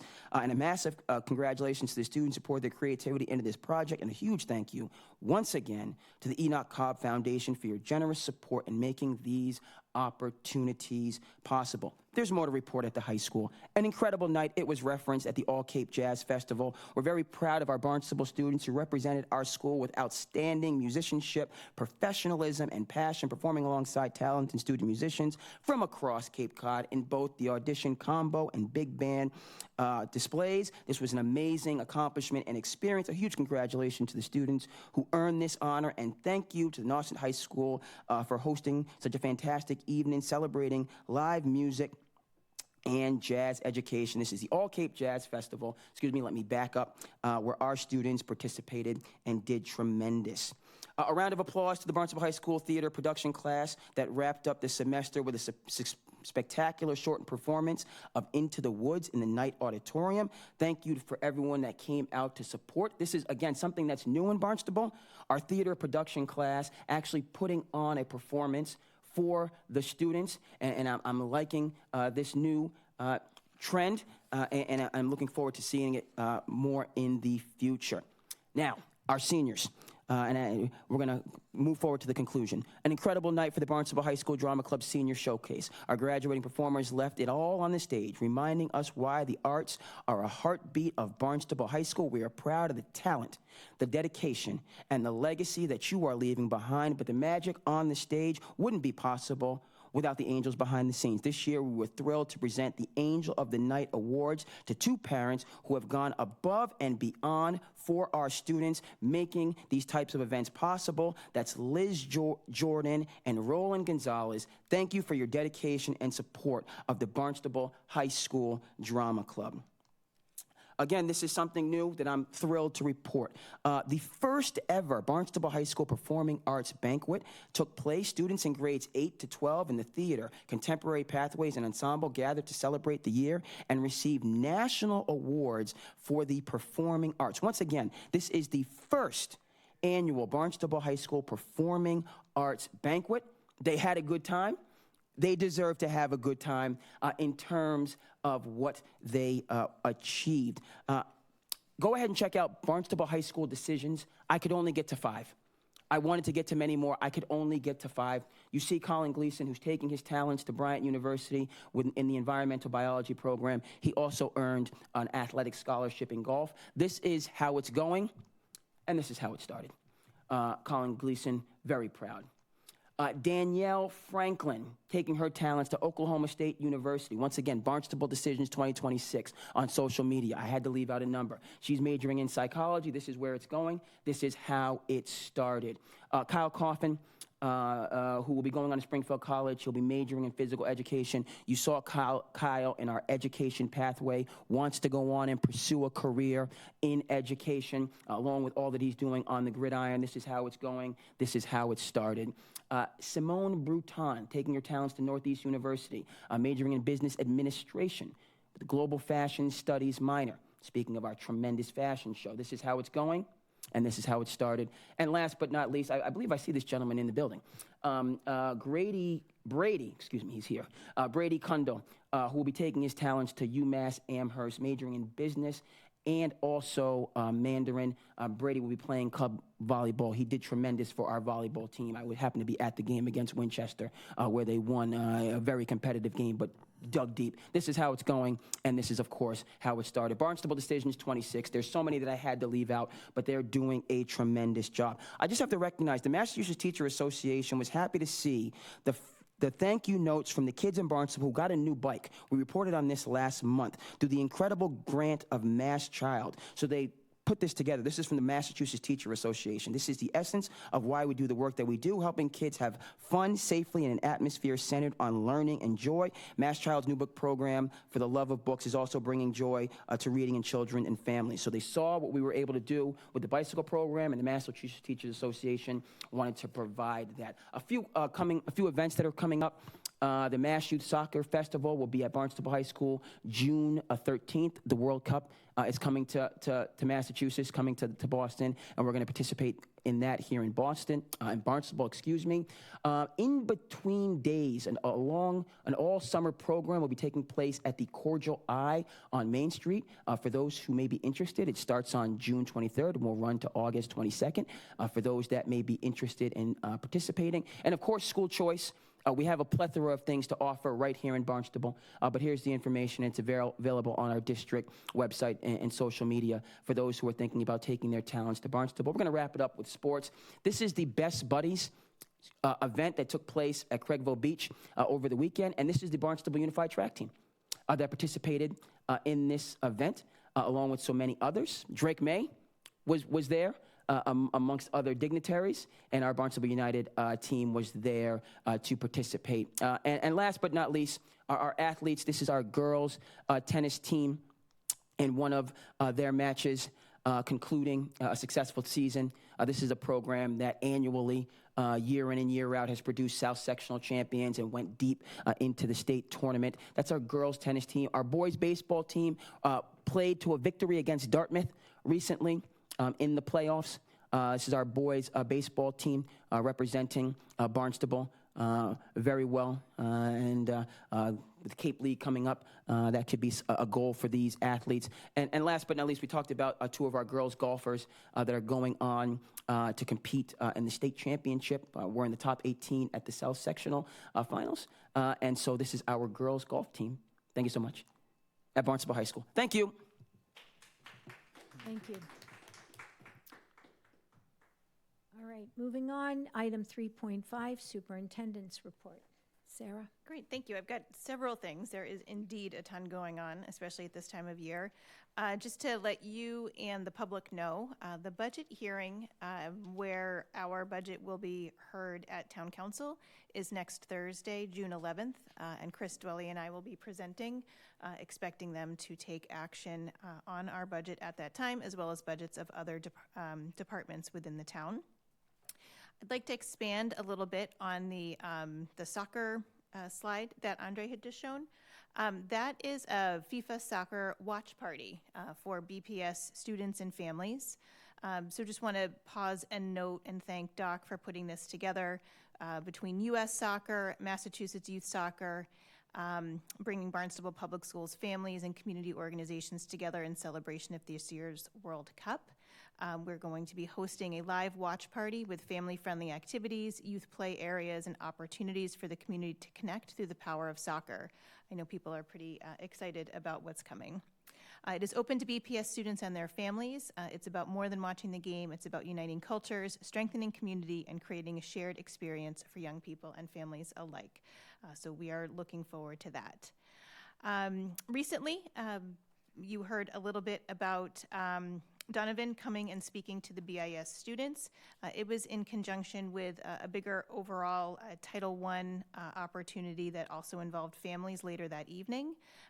So BIS held a family engagement night, and it was very well attended. There was lots of buzz, lots of excitement. There were raffles. I think there was a bike given away, and it brought a lot of excitement about our school and its offerings. Each department and the staff in each department put so much effort into interactive and engaging opportunities for families to connect through the curriculum. So thank you to our staff, especially for highlighting how great BIS is. It was wonderful to see so many students and families there. I had an opportunity on Monday, May 18th. Andre also joined at the legislative breakfast that the Cape Cod Collaborative hosts. It was a tough time of year to be hosting. They had a very difficult time pinning down a date. There's a lot of people to put together for it. And it was actually the week that the senators were debating the Senate budget. So many, they were not present, but many of the representatives from the House were there, along with school leaders. The event started with several districts sharing their fiscal realities, all which had a theme but also had some unique differences, and that included the superintendent from Falmouth presenting about Falmouth's budget, myself representing Barnstable, and then Mark Smith presenting about DY. My emphasis was around how we have been relying on savings to support our budget, and I would contrast that to DY, who was seeking overrides in both communities to support their budget. So emphasizing to our legislators that we have fiscal structural challenges. There were then breakouts. There were breakouts talking more about funding. There was a breakout talking about legislation that's pending regarding a deeper study of special education in the Commonwealth. And then there was a separate breakout. Andre and I both attended one on AI, which talked also about technology, cell phones, and housing. Notably, what came up that I think is probably most actionable is that both the House and the Senate have passed bills that would ban cell phones in schools from bell to bell, which is going to come up later this evening as a policy conversation. Those separate bills need to be reconciled. There are some differences, including a social media ban for teens in the House version. So we'll ultimately see what comes to be over the next couple of weeks. Update on full-day pre-K. So we closed the survey for family interest on the 29th, and anybody who hadn't responded, the staff there reached out to. We did not need to do a lottery and assigned 4-year-old students to full-day spots, and families were notified on Sunday, May 31st. At this point, we are full with 4 full-day spots. We are getting calls and inquiries from the community, and so we are keeping a wait list. We've asked families who have been offered the full-time spots at their wishes to commit to them and let us know that they are willing to commit to them for 5 days, so that those RSVPs, so to speak, are coming in now. Staffing assignments were issued on Monday, and nearly all staff got their first choice of teaching assignments, with one person getting their second choice. We worked with the union on impact bargaining, which is customary when something like this changes. It changes working conditions. So we sat down with the union, and the school committee has an MOA on the agenda to consider related to that. The ordering of materials for new classrooms is ready to go, and orders can be placed as soon as July 1, the calendar turns. Postings for any new staff have been issued, which include paraprofessionals and a teacher. 2 teachers, two. We're working with grant coordinators on the FY27 grant submission, which is due June 26th. So you heard the chair talk about an upcoming grant leadership meeting on June 17th for the purpose of that grant submission. And we are communicating with transportation about bus needs and families as they make commitments. And our food services department is ready to go, and there'll be more planning, I think, over the summer there. So that's full-day pre-K on one end of our continuum, and on the other end is graduation.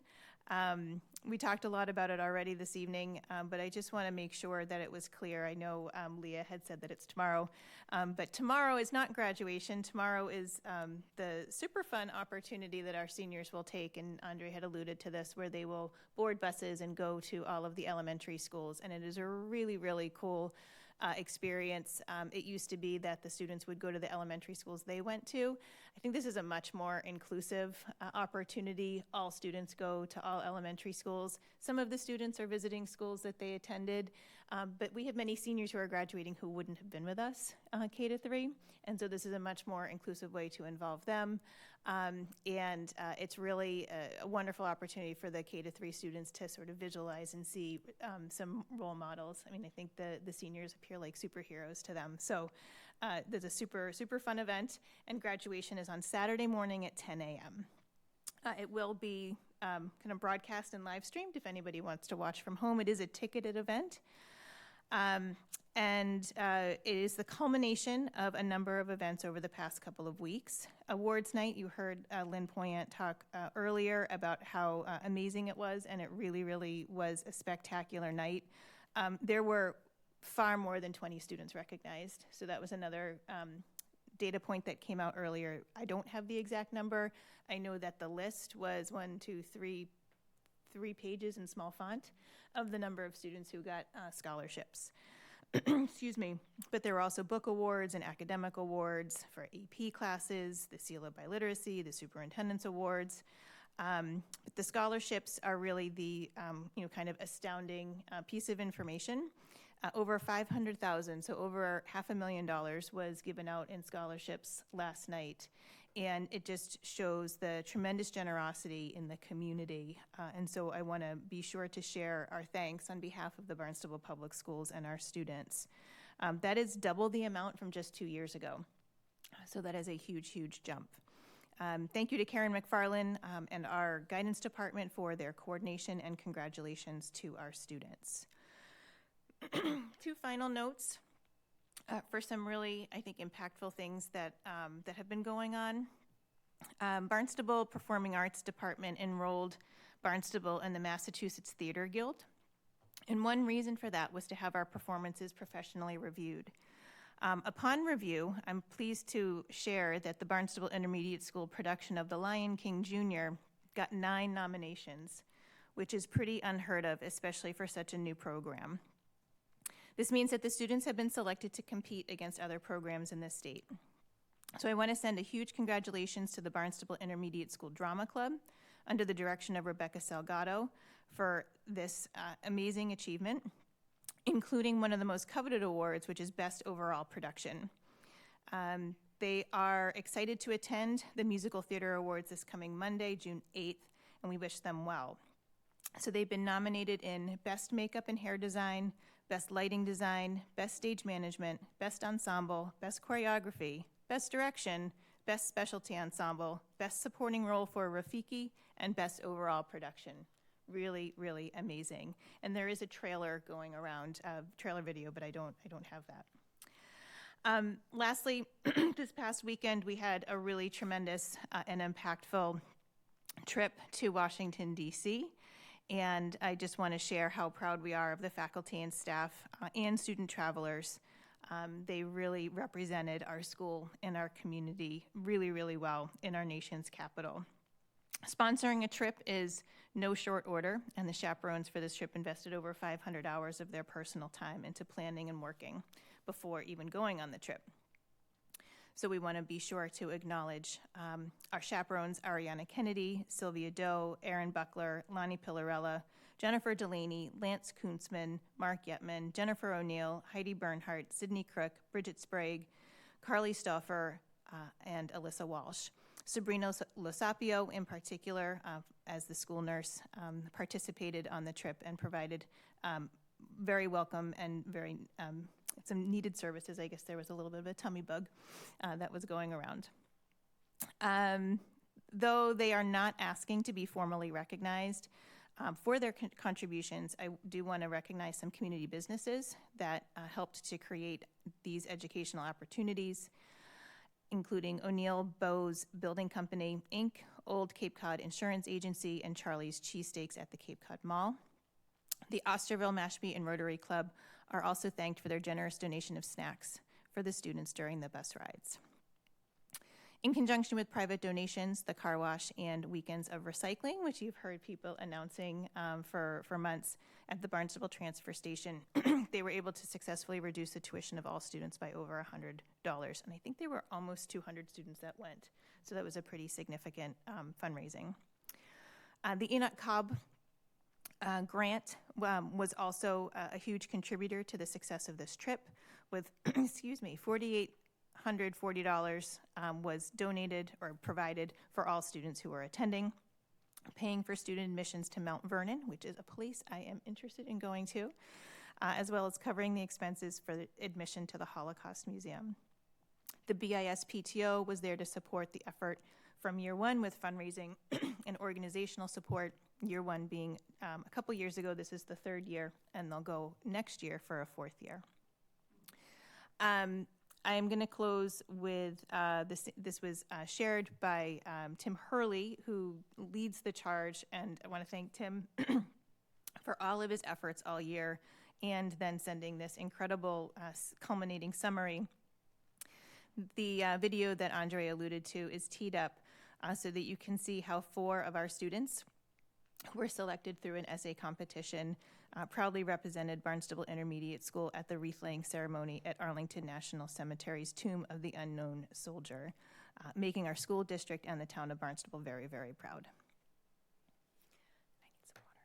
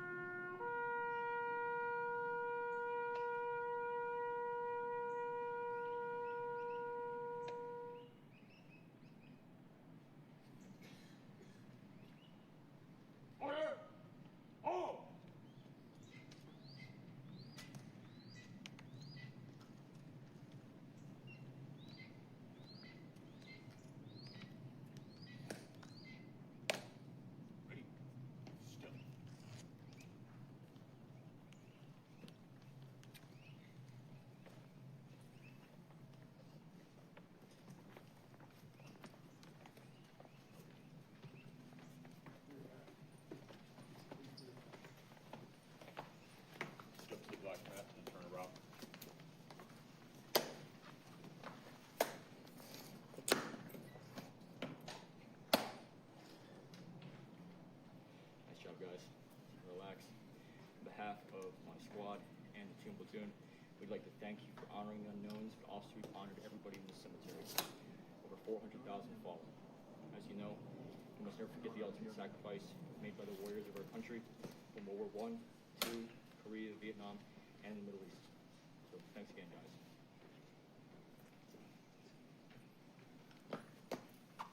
Thank you. Class are dismissed.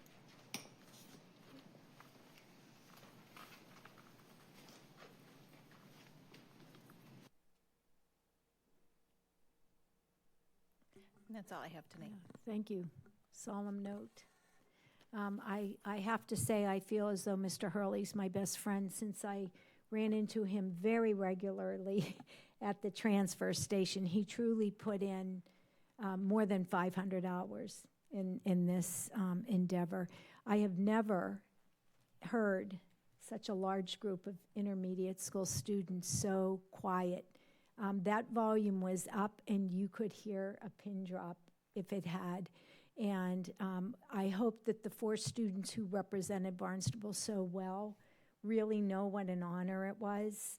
I think to be given this opportunity at such a young age, I'm not quite sure that they truly understand what an honor it is to have been selected. So I congratulate everybody who contributed to their education over at the BIS and previous years, because it does take a village. Anybody have any other questions or comments for the superintendent? Yeah, thank you, Chair. I just want to add on to what you had noted, just about the field trip. To your point, Chair, 200 students. That's an incredibly large number of students, and then the fundraising that they did, $100. That's real money that was reduced from their tuition for this trip, and. You know, for me, I've had the chance to work with Mr. Hurley. We worked together during the COVID year when he was just thinking about this and something that he kind of wanted to do, when he was really passionate about, and something that he could really believe in. And to kind of see where it is now, that was 2021, and where he's built this up to, it's just phenomenal. That video said it all.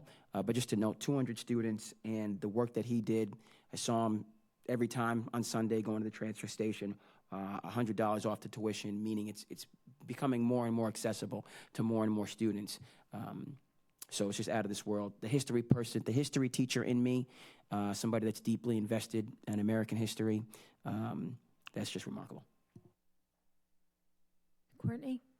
Just a continued thank you to all the teachers who do so much more than what they have to do to make things more accessible to our students. Thank you. Okay. Item 3.6, Assistant Superintendent's Report. Kristen? Thanks, Kathy. So just to add, this wasn't part of my comments, but I do believe the students realize the honor. It was mentioned the students had to write an essay, and I had the opportunity to read through some of the essays. And first of all, I don't know how they selected the students, because they were all incredible. But you could read in what they wrote, they knew what an incredible opportunity and how really important this was. And maybe Mr. Hurley can share those, because they really, really were incredible. And again, seeing that and coming from the words in the writing, I'm really proud, really proud. So anyway, so my comments today, I will keep them brief. A couple have been mentioned already, but I did have the opportunity to attend the Future Teacher Signing Day on Monday, May 18th. As we saw in some of the pictures and we heard from others, it really was a great celebration, culmination for our education pathway. 22 seniors were recognized for completing the pathway, and 8 of those seniors will be are committing to pursue the field of education post-secondary.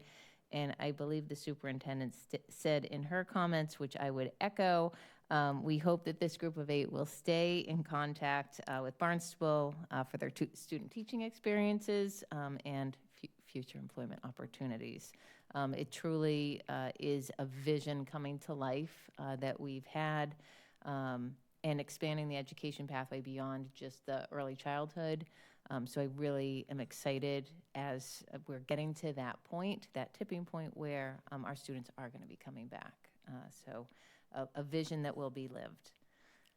May 22nd, in addition to being the prom and celebration, was also a half day for students and a professional learning day for staff. It was our final half day in service for the school year. Staff were engaged in a variety of PD sessions, most focused on department activities to wrap up the professional learning opportunities that took place over the course of the year. But 2 key PD sessions that did take place included the kickoff of our new curricula that will be implemented next year. I was able to sit in on both the BIS and BHS sessions with the English department as they were guided through the Interliterature Resources. That is the new ELA program that's been adopted for grades 6 through 12, year 1 implementation starting in September. Staff were able to dig into the resources and get familiar with everything the program has to offer. Really set the stage for further exploration at some upcoming department time and summer curriculum writing. I was also able to sit in on the elementary math professional learning session for iReady, again, the math program that the district has adopted for K-5. Staff were introduced to the resources that are available to staff. The trainers used the session really to model the planning and facilitating of a lesson using the resources. And again, staff had the opportunity to explore the resources and get a bit more comfortable navigating what's available to them. Both of these kickoff sessions received positive feedback, and the staff also were able to identify some next steps and where we should be focusing our PD, our professional learning, starting in September. And so they'll be taking place over the summer to make sure that we are ready.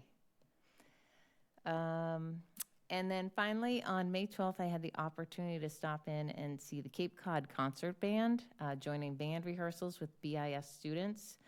The band students were practicing for an upcoming event, and the Cape Cod Concert Band was joining in their practice, but it honestly was as if they'd been playing together for years.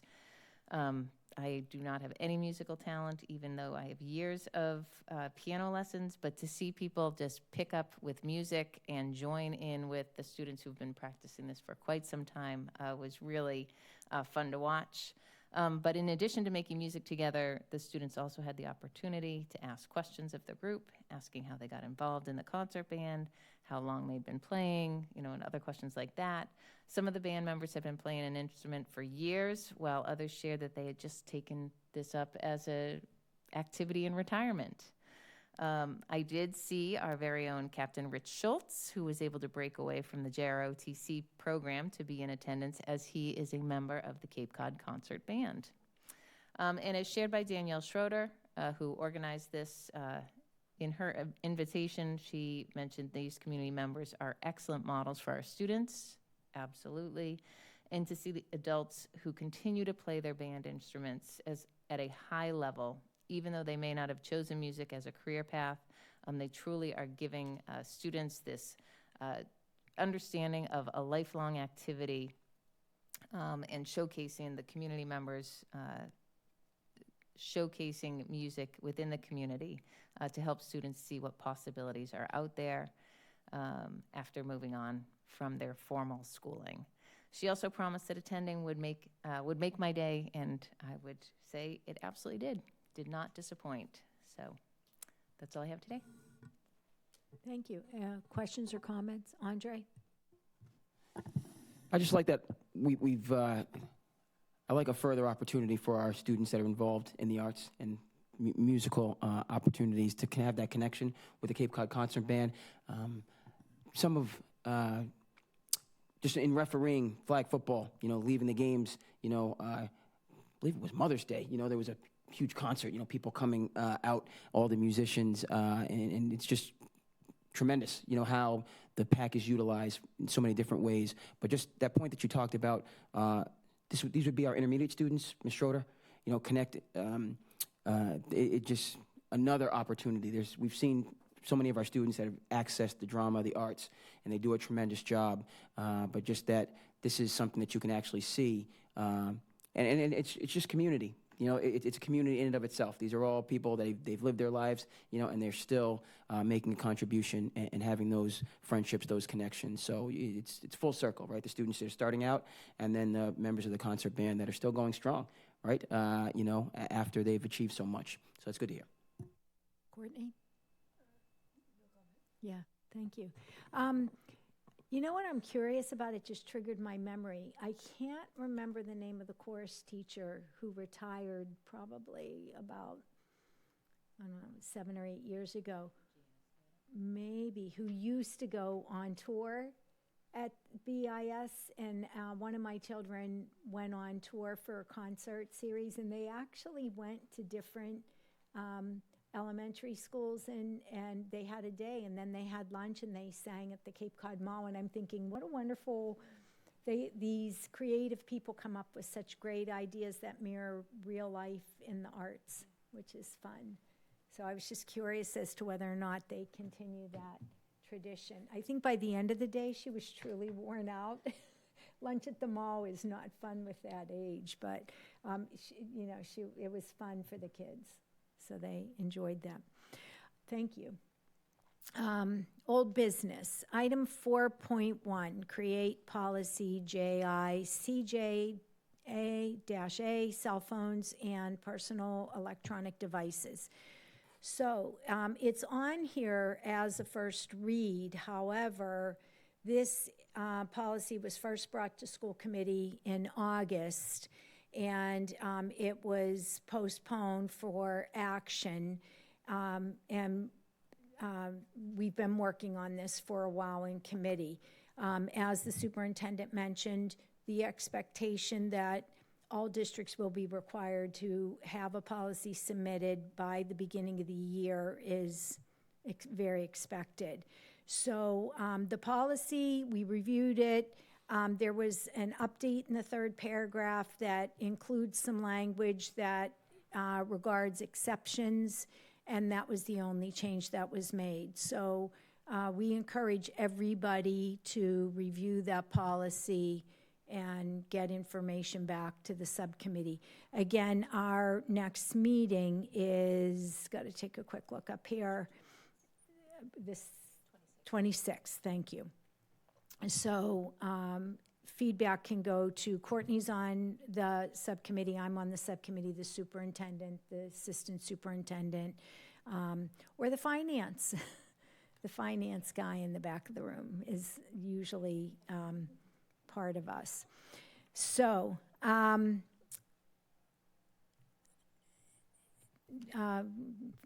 we look forward to hearing about that. I do believe it has been circulated with staff as well.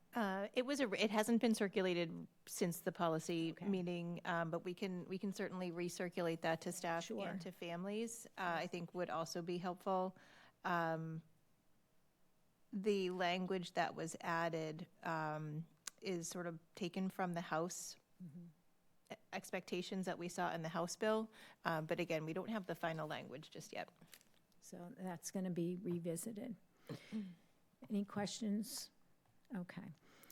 New business, item 5.1, approve the field trip to Beijing, and showing my illiteracy, Zhuang'an, China, April 15th through 23rd, 2027. Welcome. Announce that. I'm sorry? The city. The first city we plan to go is Beijing, and the second one is called Xi'an. That's where terracotta warriors are. Yeah, a lot of historical sites. So I'm here this evening to make a petition for making a trip next April to China. That's how many years? Let me see. The last time I went is 2017, I believe. And my oldest was only 6 months old. So we actually, had everything done in 2020, I believe. Then because of COVID, we cut off right away with, everything. Then students got full refund back, and we were safely exit out of the program and everything. So tonight I brought my graduating senior, who has been to Taiwan last time with us, and two of my students, my other wonderful students. This one? Oh. I think it's, again, we want to go back to, because last time we had a tremendous experience of having the deep culture, the awareness, the language application, how we have that authentic experiences. That's so hard because I try to offer, the Boston trip, the Chinatown trip, the Quincy, we went to the market and everything. But of course, like the only Chinese they see pretty much on Cape is me. So it's very difficult to make the connection. So I think another thing is they have been knowing students here who live in the United States, who live in Massachusetts a lot, who coming from our South American population, but we do not have a lot of Asian population who live on Cape Cod. So it's hard to make connection that as well to know what other part of the world students will be like in the future. So I think this is a great opportunity for us to also show Barnstable's competitiveness as an academic school. As we all know, that's really important at this time when we are facing a lot of challenges for enrollment that, I lost a lot of students to Sturgis, and it's very heartbroken sometimes, when you see really, really amazing students are leaving. So I think doing something like that can offer competitiveness of diversity. Like, we are so unique. You don't get this experience at other schools, but Barnstable have that, and we continuously will offer that. We went to Taiwan in 2024. So I just did a couple pictures from the 2017 trip. We went to 3 cities actually back then, and 14 students went 14 days. We did a long trip for that. It was a little longer than I thought, so this time I decided to do 2 cities, just focus on those 2 historical. One is cultural center, one is historical center. We did 3 schools visitings in 3 cities last time as well. So we were like literally celebrities there. It was very fun. And among all the experiences, we went to skyscraper in Shanghai, and we climbed the Great Wall, all the cool things we did, but came back. The most amazing thing student reported to me is they love to hang out with the students there. That's their most wonderful experience. Like, although they still practicing language, but they having lunch together, actually go to the canteen and eat together. And they also did host families last time as well. So those are real families. They actually, in pairs was sent to a host family for a couple of days, and they cook together. So whatever the host family doing with their kids over the weekend, they take them together to play badminton class and stuff like that. So I think it shows lifestyles and social values. And I do have 2 fun videos, very short. How do I play it?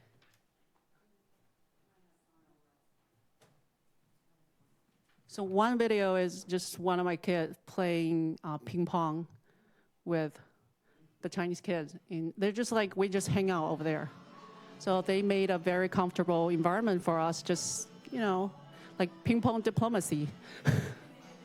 Yeah. And the other one, we were actually at the city wall of Xi'an, which is like 2,000 years old. And you will see those vendors trying to sell us stuff. And my students, they were like, we don't want to buy it. I was like, go tell them. So they start practicing how to say, I don't want it, I don't want it. So it was really fun. I can add this street bargain.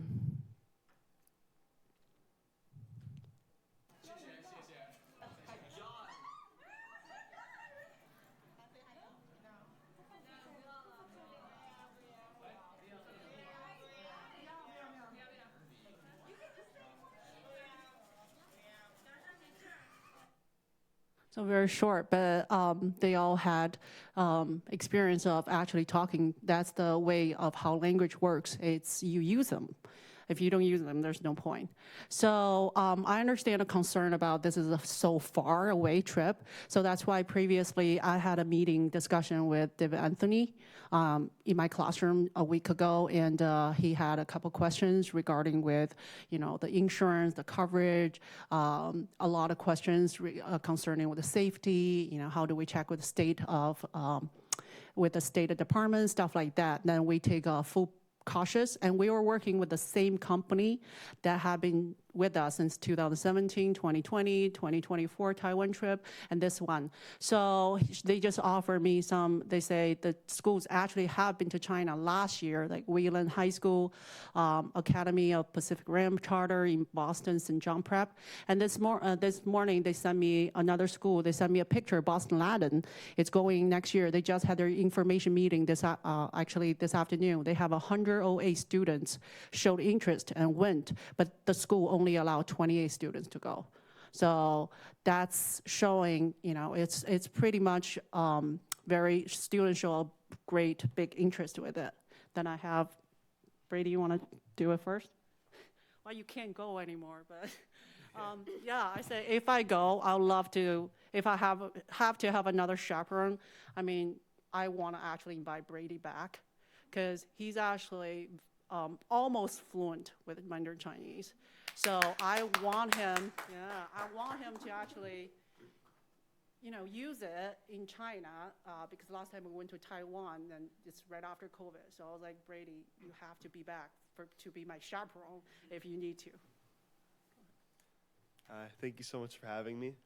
I just want to say that as someone who has been to the Taiwan trip before and as someone who has been in the Chinese class with Miss Wu here for 5 years, it is an amazing experience. It was my sophomore year I was able to go. It was with a few of my friends and even my brother, and I was very unsure of what I wanted to do at the time.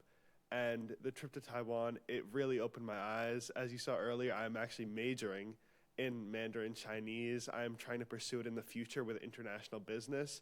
Just the connection you're able to make with some of the students. I texted some of them for years after.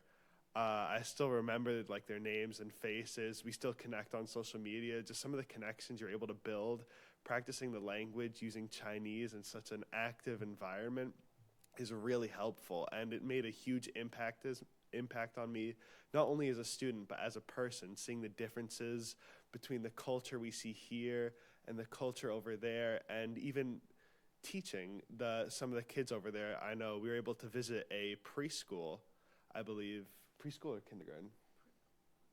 Kindergarten while we were there, and helping some of the students, little kids, learn English because it's just incredibly informative.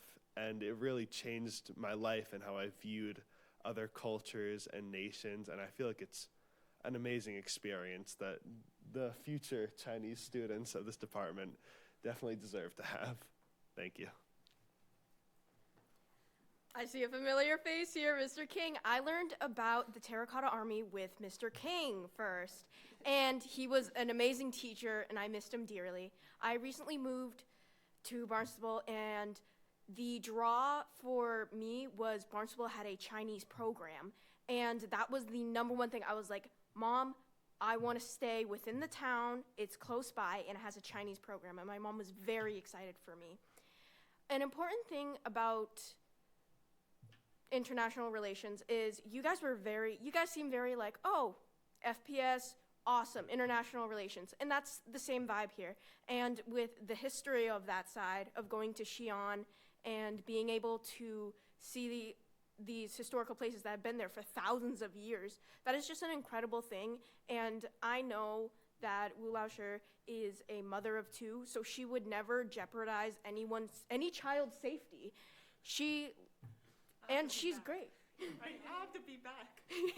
She would never jeopardize any child's safety, as well as the kids love her. Everyone respects her deeply.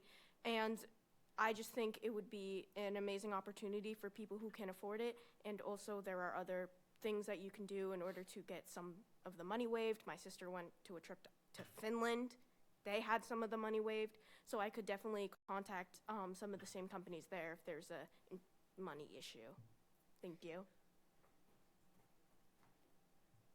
Going to China would cause forced immersion, which would help us with our Chinese learning. And there's only so much you can learn in a classroom except from going to China.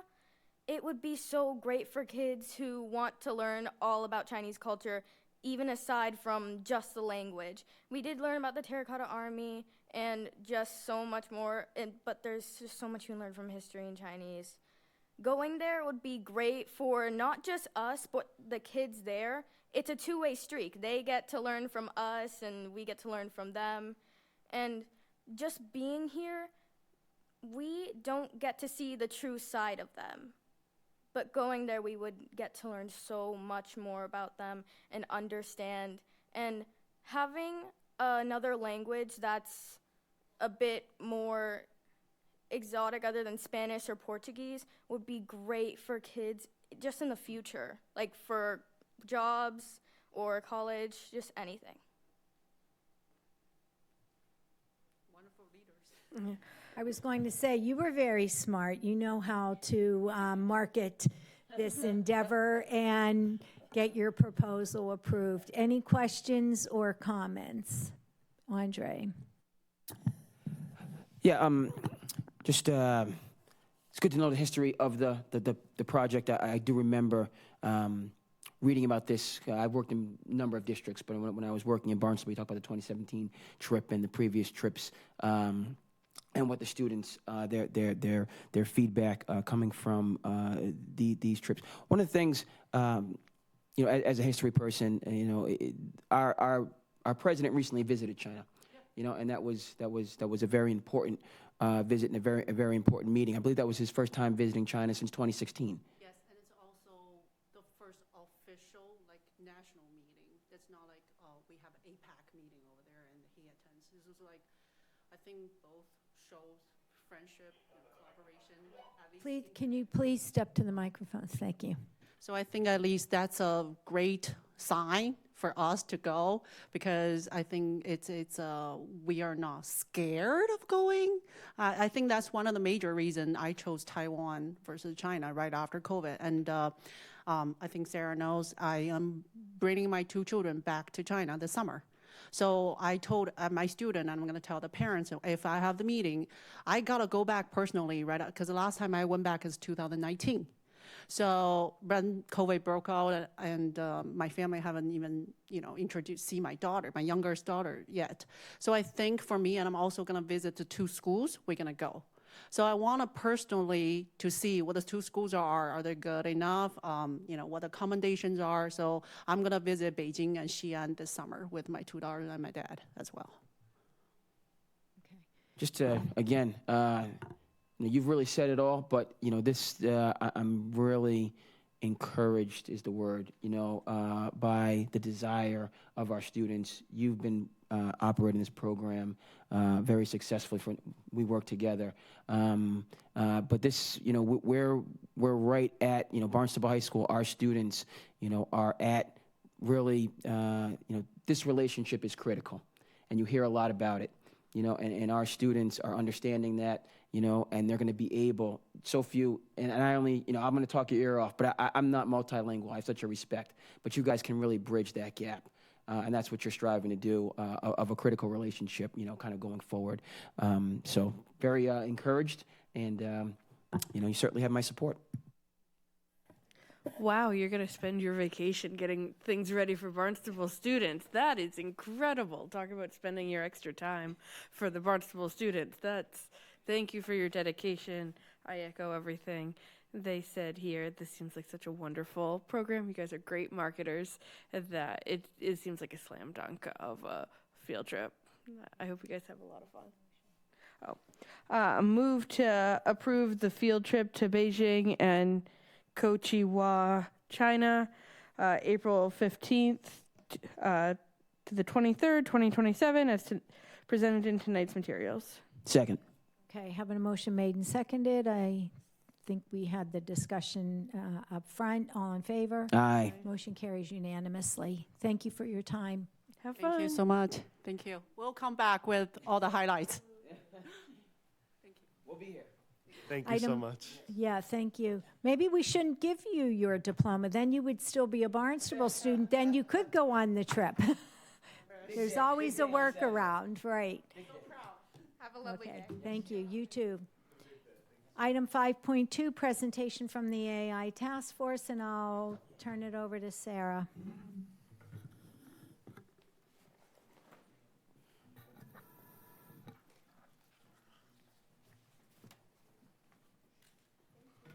All right, I'll relocate so that I can join 2 of the team members. Barnstable has been participating in something called PEAK this year, Partnership for Educators Advancing AI Knowledge. And it is a group of 6 of us through MassQ, which is the Massachusetts Computer Using Educators. It's kind of an old former name, but that's still what they're called, a professional organization kind of dedicated to meaningful integration of technology in the curriculum. We're going to focus a lot of what we talk about tonight on the PEAK experience, but I would invite the team members, Bryce, in particular, there have actually been other AI sort of focused efforts in the district, including, for example, we hosted a DESI convening about AI. They did some regional convening. So there may be some other things for us to add, but a lot of this is focused on the task force, which was an initiative in the district improvement plan. And the subheading of our presentation, Retaining Our Humanity and Human Agency While Exploring AI, kind of reflects the values of the 6 group members and what we sort of kept foremost in our mind, and I think is kind of resonating for people as we hear more and more about AI and its impact in the world. So this first slide is our vision for AI in teaching and learning, and this is our working vision. AI is advancing at an unprecedented pace, shifting from static, data-fed software into self-evolving adaptive systems. This continuous evolution means that we too will have to evolve our vision. I do want to make note that while creating this slideshow, we were prompted by AI to enhance the slide, but we chose not to as it shifted our message. And I just want to give a few moments for everyone to read the vision to themselves.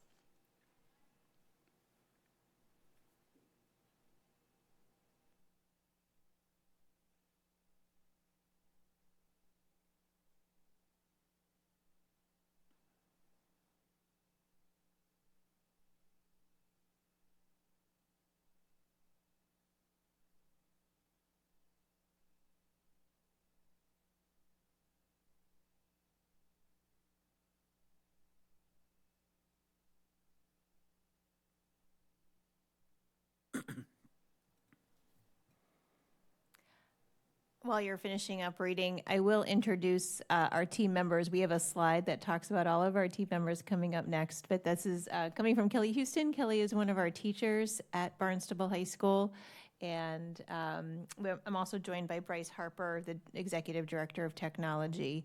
The other members of the AI Task Force include Brooke Steich, who is an English teacher at Barnstable High School, Beth Niddle, who is one of our instructional technology specialists, and Jeremy Shea, a social studies teacher at Barnstable High School. The vision was really carefully created, and as Kelly said, we did not want AI to touch it, and when AI did manipulate it, it kind of changed and lost its meaning.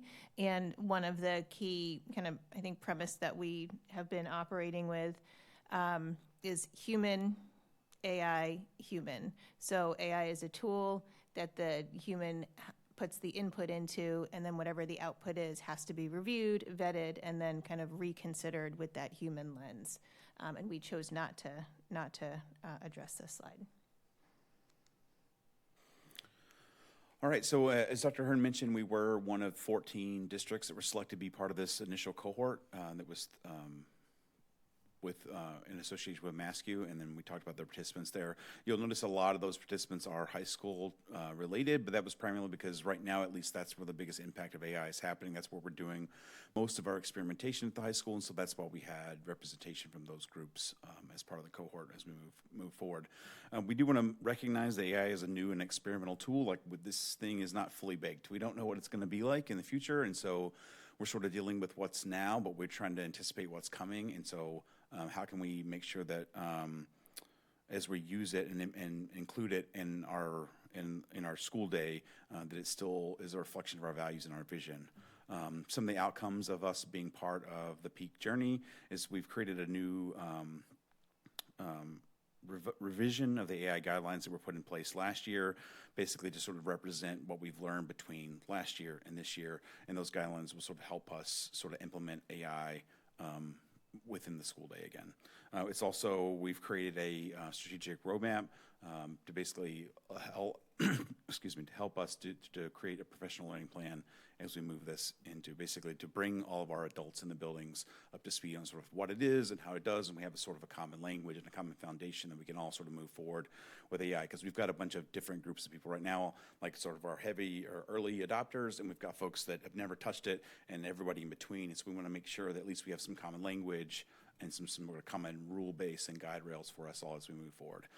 This is an example. We mentioned the slide that we did not use AI to zhuzh up. This one we did, and so this is an example of the slide after AI, and I believe the next slide is the slide that we had sort of our outline thought process before AI. So it is more visually appealing. In this case, it did not sort of change the direction of information we wanted to share with you, but we just thought it was an interesting practice to see how this stuff is embedded in everything we do on a daily basis, and more we sort of choose and not choose to use it.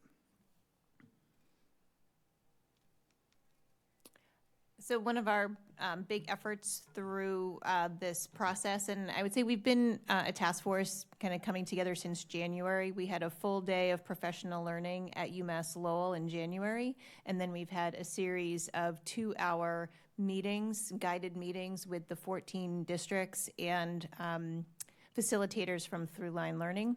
We've been meeting in between those 2-hour sessions, doing a lot of talking, a lot of processing, and then a lot of planning going forward.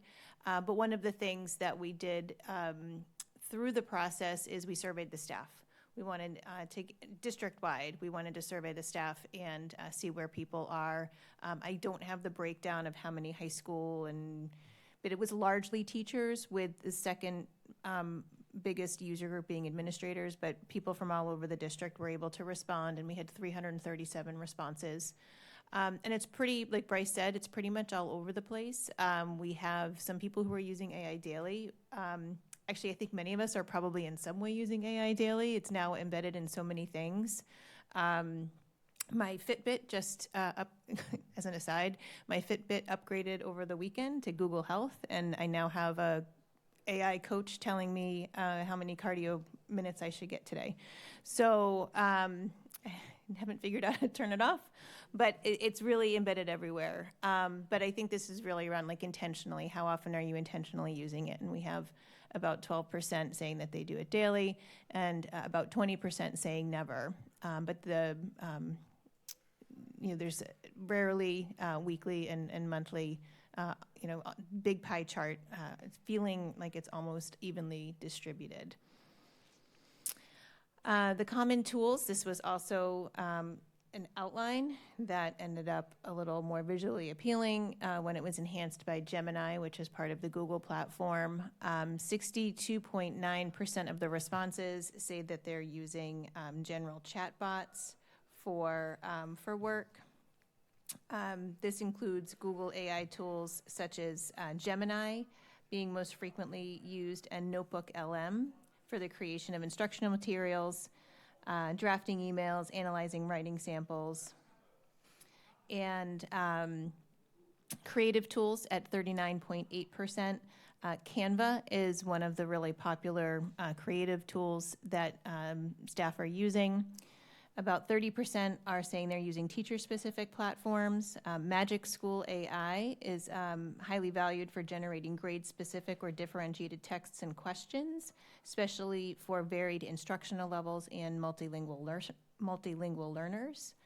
Teachers are also using it to create lessons, worksheets, rubrics, short quizzes, and I've noticed some of the new curriculum that we're adopting has AI tools embedded in it. So sitting in the professional development a couple weeks ago for HMH into literature, the whole online component of the teacher suite has AI built into it for lesson planning.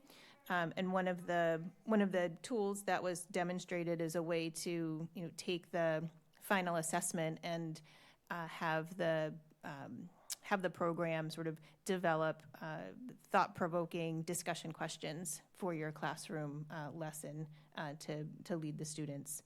And 20.5% are saying that they are not using any common tools yet. How prepared do our staff feel to integrate AI tools? Most of them feel somewhat prepared or neutral. A very small amount, 13.9%, feel very prepared and are already using AI confidently, and 13.6% are not very prepared, or 9.5% at not prepared at all. So again, we've got this really broad base foundation, And one of the things that we have kind of identified is a need to make sure that everybody has the same background information and the same understanding of AI. And then how prepared do you feel to integrate it into your student-facing work? So the first was non-student-facing work, like lesson planning or administrative tasks. And I think we're seeing some similar distributions there. Smaller number saying very prepared, with many saying that they are somewhat neutral or not very prepared. So I think there's a lot of professional learning to do, which is why we focused on a PD plan for next year for our faculty and staff. Something, so for the people who said not applicable, the survey was completed not just by the educators, but by all staff in the building? All staff had the opportunity, yeah. So those would be maybe non-student facing. Non-student-facing people, Yeah. okay. Yep. Current outlook. So we have a small sliver that's excited about AI in terms of its impact on education at 9.5%, 19.3% as curious. The vast majority of our educators are cautious, recognizing AI as a tool with pros and cons. 14.5% are uncertain, and 16.3% are resistant. And I think we as a team, individually, probably all have our individual differences of where we're coming at this, but through the professional learning that we've experienced, there's been a bit of an emphasis on recognizing it's here, that it's kind of a responsibility to recognize that, and to see that there are certainly challenges and there are also opportunities. And so to kind of do what we can to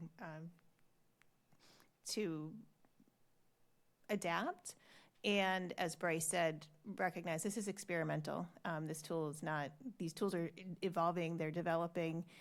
And I think we also thought that we were maybe understood everything there was to understand about introducing technology 10, 15 years ago, and now I think there's a lot of rethinking, some of the ways we were integrating technology previously. So we're recognizing it as experimental and sort of purposefully designing the professional learning along those lines going forward.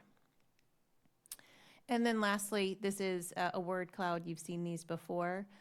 The larger words are what comes up more frequently among educators in terms of their AI perceptions. And there's certainly concerns about cheating, academic integrity, but then there's also helpful. But there's some negative words too in terms of dangerous and scary. Efficiency or efficient came up a lot. It would have taken me a lot longer to have created the visuals to sort of demonstrate the data on the slides. Data analysis, I know I've used it and have always shared when it's been used to summarize narrative commentary. But these are the words that the staff are saying about AI.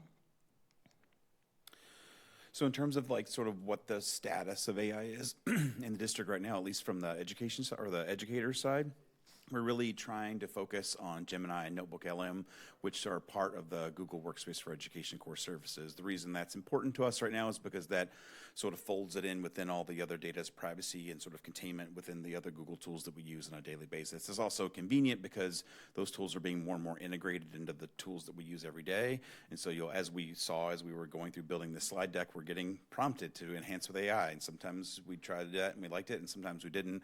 But those tools are being more and more integrated. The other nice piece about having it be within our core services of Google Workspace is that it's covered by our student data privacy agreements. And so feel more comfortable at least about staff having the ability to try that out and use it for different things as an administrative or educational tool, because any data that we put in there in theory will be covered by the data privacy agreement. So we just want to make sure that any use of AI in the district, especially around the use of student data or in a PII and that kind of thing, will be protected from that, and we're not sort of putting ourselves out there in terms of making that data available in a non-private way, or recognizing student privacy is an important thing for us.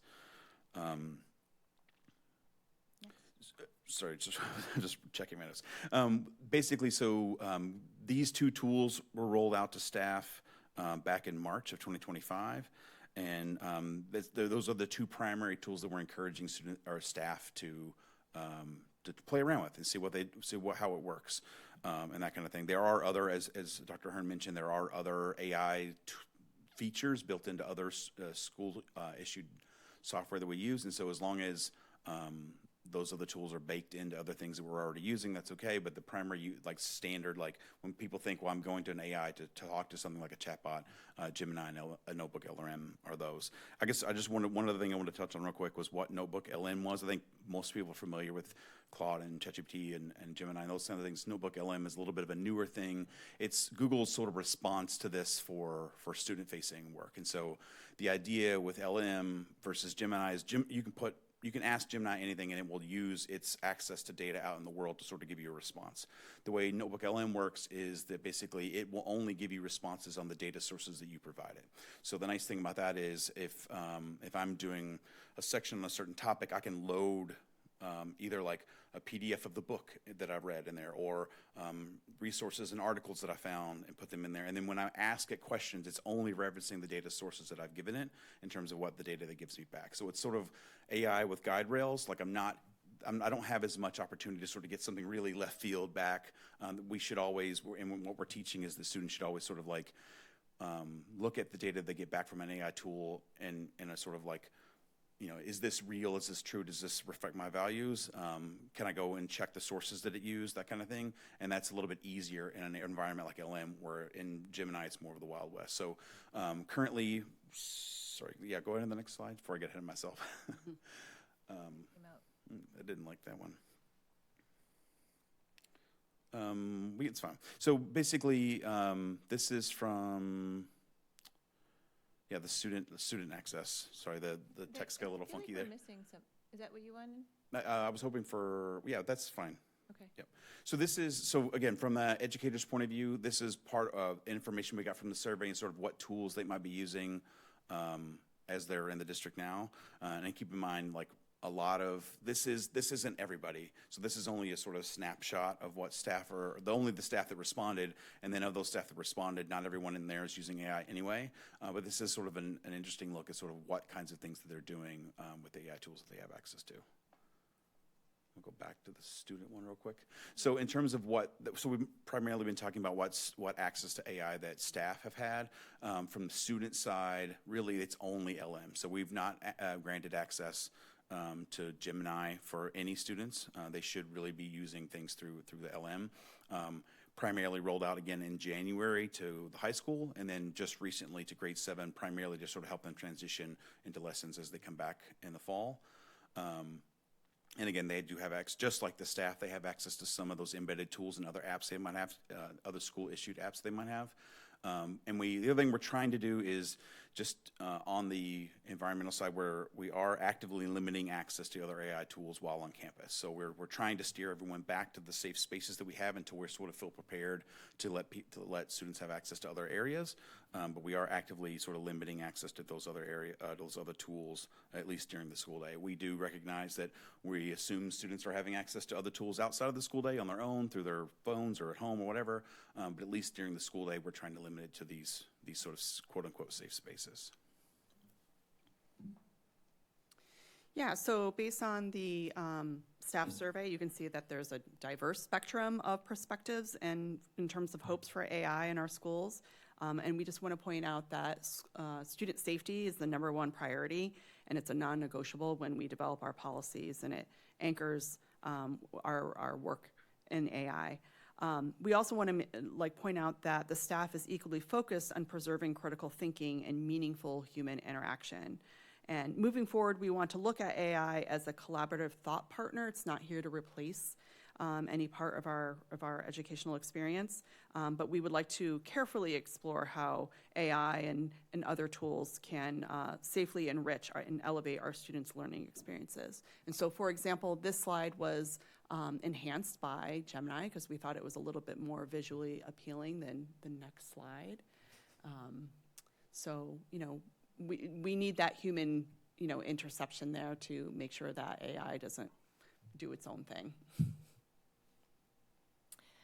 So taking the staff hopes for prioritization, one of our big kind of takeaways, what Peak is calling impact and learnings, and we are presenting this to the other cohort districts next week, is that we're developing our key framework for district guidelines.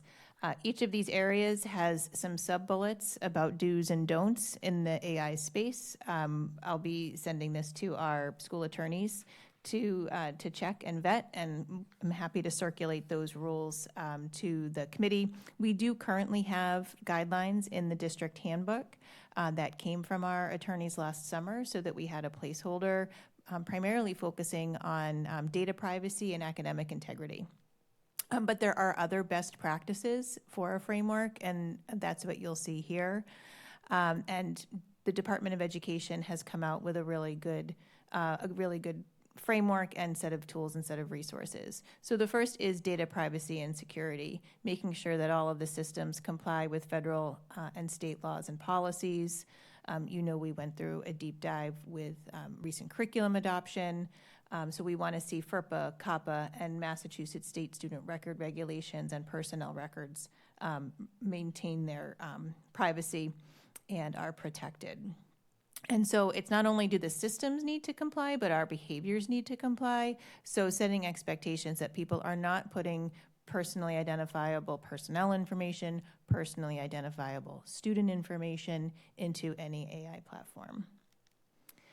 Transparency and accountability. Being open and honest with people about when AI is used. We grappled with this presentation. Do we say in this presentation we used Gemini to enhance the presentation, or do we put it on every slide? We're going to have to figure out what that looks like. But there are some, some of the to-dos would be to explain how AI is used. Did it create a product? Did it enhance a product? Did it inform your thinking, or was it not used at all? And we need to be transparent with our families and the community and our stakeholders in terms of sharing when AI is involved in learning or decision making. Another foundational part of the framework is bias awareness and mitigation.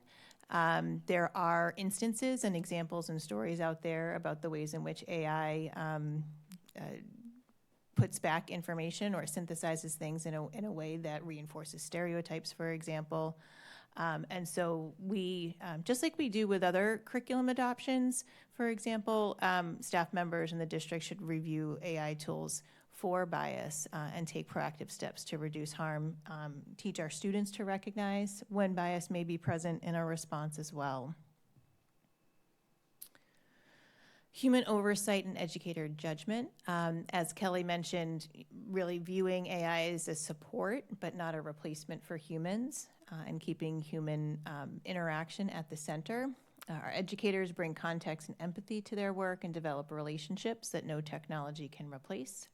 So AI, when it's used, should include active human engagement and oversight, and we talked about that human AI, human model. And emphasizing that our educators and our students retain responsibility for the ultimate acceptable use and ultimate output. Academic and professional integrity. So AI should be used in ways to reinforce learning and originality rather than cheating or replacing human thought.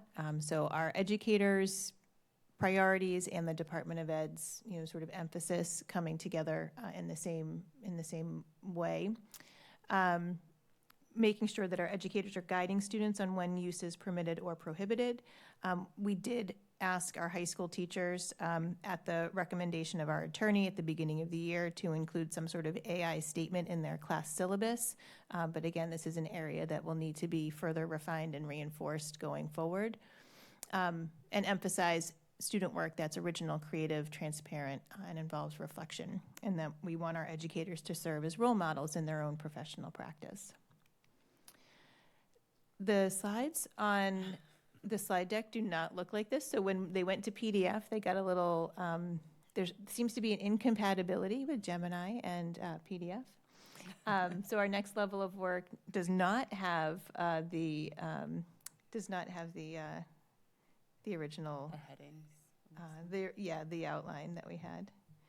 But Kelly, this is yours. Yeah, so our next level of work is here on the screen.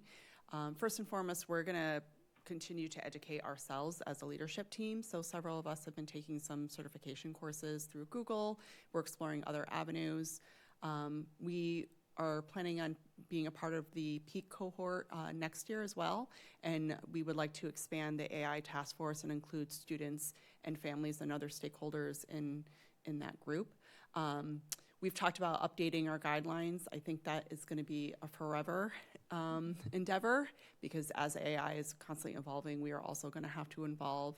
And we are continuing to look at different AI resources for certification. So we've been looking at the DESI AI modules as well as the ISTE.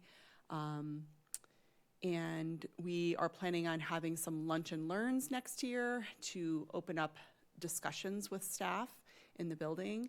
We're also looking at our district-wide PD plan in October around AI, and we are exploring this idea around PD strands for reflective pilots and evaluations around AI. So if I can jump in, a couple things that happened this year. DESI's convening on AI occurred in April, and we had a number of seats reserved for us because we hosted them at Barnstable High School, and we had a number of staff attend that. There's been individual AI sessions that some of our teachers have led on our October PD days because they are, using it for lesson planning and with their students. We have MassQ coming in this summer, so they are going to be using our facility to run a regional program this summer, so that's another opportunity that's not listed here. The ISTE class is a graduate course. It does cost money, but the DESI modules are free. And there are some other things. Google just came out with something, and we pushed it out, but it doesn't quite, it's more of a how-to, and it doesn't quite get at some of this more meaningful theoretical pieces of when and how to use it, so it's not listed here. But if people wanted to take it, we have no problem with that. For district-wide PD, it's going to be a universal baseline that all in the district are participating in October. And then the strands, we're going to provide opportunities for educators to opt into kind of a shorter series in the spring, January, February, March, April. So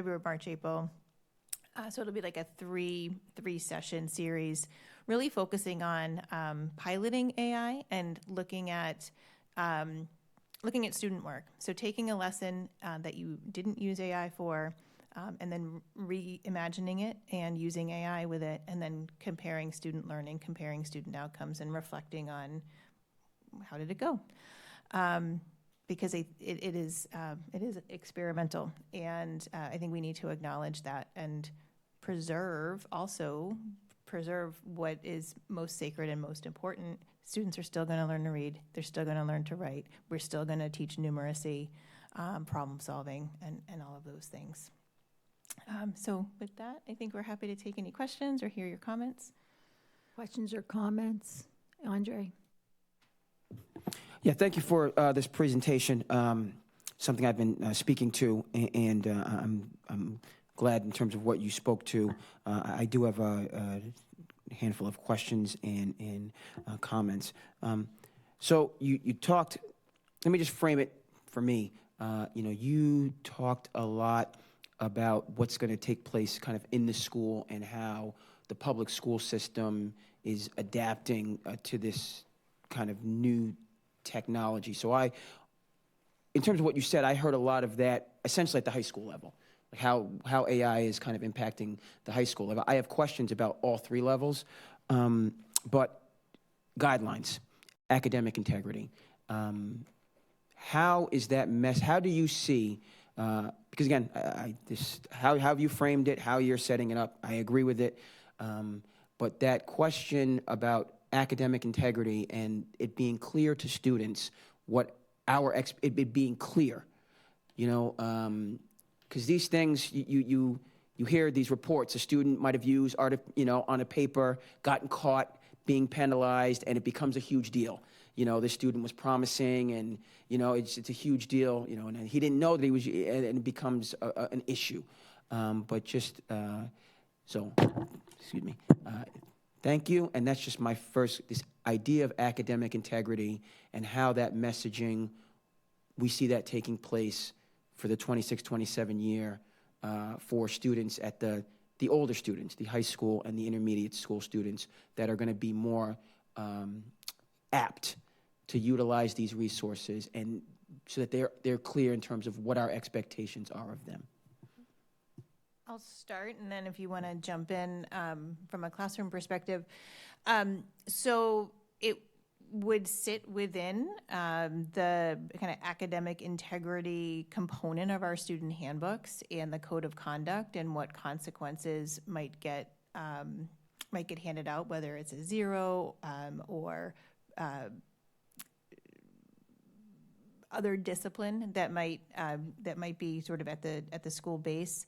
One of the biggest changes that I think I've been hearing and biggest areas of concern is around writing, and a shift towards, and I think in many ways this is good, it becomes a little bit of a challenge when testing is so computer-based, but a shift away from writing on devices, and especially if it's for an assessment, have the writing component be in person, on paper, so that the student is producing the writing kind of contemporaneously without an access to that resource, or it would need to be very clearly defined. You can use AI as a thought partner, you can have it prompt your thinking, but when it comes to writing, the expectation is that you're completely writing it yourself. But there's all gradations, and so I think the teachers are going to need to be really thinking really carefully about where on the spectrum of AI use it's going to be allowed, and be really clear for potentially each and every assignment. Yeah, I'll just add, I've been a classroom teacher for 23 years, and I currently teach in the ACE program at Barnstable High School. And I have seen a shift in the last couple of years with my students requesting to work on paper rather than the computer, and I welcome that with open arms. So I think it's, part of our job is to monitor the use of AI and to, make our policies known up front, but also to let students know that AI can be a thought partner. So you can use it to prompt it to, refine your research question that perhaps you're doing, or clarify the steps of mitosis. I happen to be a science teacher. And so AI can be useful and appropriate in that sense. But, I think it's one of those things that we're going to have to continue to monitor and get to know our students, and get to know, how they write and how they move through content, and make sure that they're not, getting, tempted to use something, because it does becomes an arms race. I was in a meeting with a few students during our peak cohort, or with a few teachers at our peak cohort, and a teacher mentioned that students are feeling this need to use AI because the person next to them is using AI and they're trying to get a higher GPA. Well, so is this person, and they're trying to get the scholarship, and it really becomes an arms race. So I think it's going to be something that we're all going to have to work towards. And I think we are ahead of it. I talked to other teachers in other districts, and it seems like districts aren't even really approaching the topic of AI. They just want to pretend it's not existing. So I'm really glad to see that our district is, really moving ahead with this.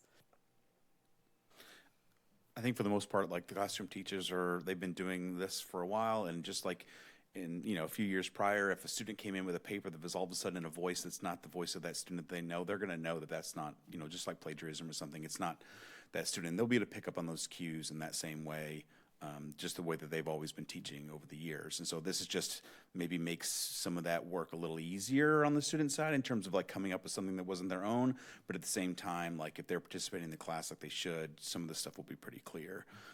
There was a time, I think, to sort of what Andre was talking about, there was this time when people were running everything through plagiarism and AI checkers, and I think it's sort of it's pretty common understanding that those don't do a great job of that anymore, and we shouldn't really be relying on that kind of thing to sort of say whether something is definitive AI or not. There should be sort of other practices, and sort of like, let me see the outline that you wrote to get to this. How did you get from A to B through the multiple steps it would take you to create a paper like this, and sort of through those things, we'll sort of see the true student voice. Yeah, thank you. And I know other folks, and I'll certainly allow for others to, because this is very, very, very important. So again, that's my, I'm concerned about the academic integrity piece and those clear distinctions and guidelines. To your point, Ms. Hoffman, students are competitive. Whether they're taking AP classes or whether they're taking whatever class, you don't do all this work in order not to see the results. And if there are those gaps or those dead spots, where this teacher doesn't really is enforcing it, and well, then this, I don't have to do any work, and I can, AI can do my work for me, and I can make high honors, and I'm good. Versus if I'm in a class where there are actually got guardrails and guidelines, I actually have to produce this work. So that integrity piece and us, it being established and then clear, it's paramount, right? I've talked about the secondary level, the intermediate level. Our elementary school, our elementary students are becoming increasingly savvy with technology because they grow up on it from day one. So I work at a K-5 school. The third, fourth, and fifth graders are sometimes more apt with technology than I am as an old history teacher. So if that student recognizes how to harness this incredibly powerful technology, and as you said, they're in a district where it's a we're not going to acknowledge this and we're going to keep doing what we've been doing. Then this student can ace out of everything. Doing no work. So that's a concern. I know we have other people that want to talk in the interest of time, but the other piece, and I appreciate the in-house academic integrity kind of conversation, is about the impacts of artificial intelligence on the marketplace and on our students' prospects, and what it's going to do for what is available for them and how we are doing our best to have those conversations beforehand, before they invest in these great colleges and these great programs, and they're going to do so much work, and that marketplace is, as you said, it's shifting, it seems like constantly, and those opportunities they're just not going to be there. And so this task force, the work that you're doing, I just look forward to that further conversation, about how we can just do our best as a school district to inform them in terms of what's out there and how they should prepare themselves. Thank you. Courtney? Boy, you just tee me up perfectly. I love it. So I'm college instructor in business. I do intro to business, and one assignment we have is a cover letter. And I tell my students, use AI. Every single person most people you're competing with are using AI. So I think I applaud you at recognizing it exists. It's not going away. We need to teach the students how to use it so they are in the marketplace, because if you submit a cover letter that you didn't use AI with, it's going to be a little tough. It's just not going to be as, like you guys demonstrated with the slides. The slide with AI versus without is just different. That I applaud you for trying to trudge through this. I think you bring up a great point of student safety being non-negotiable. We don't know exactly what's on the other end of these AI and who's holding what information with this, especially when we're talking about students. That college-age kids, it's like, okay, no one really cares where you worked in high school.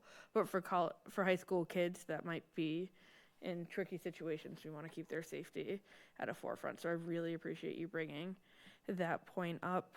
It sounds like you guys are going at a slow but steady pace through this, and it seems like it's the perfect pace.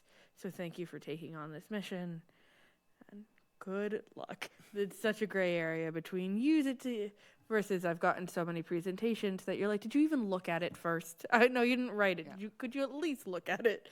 So that's great that you're like, where's the level of use it to help you, but have some academic integrity in there. Thank you.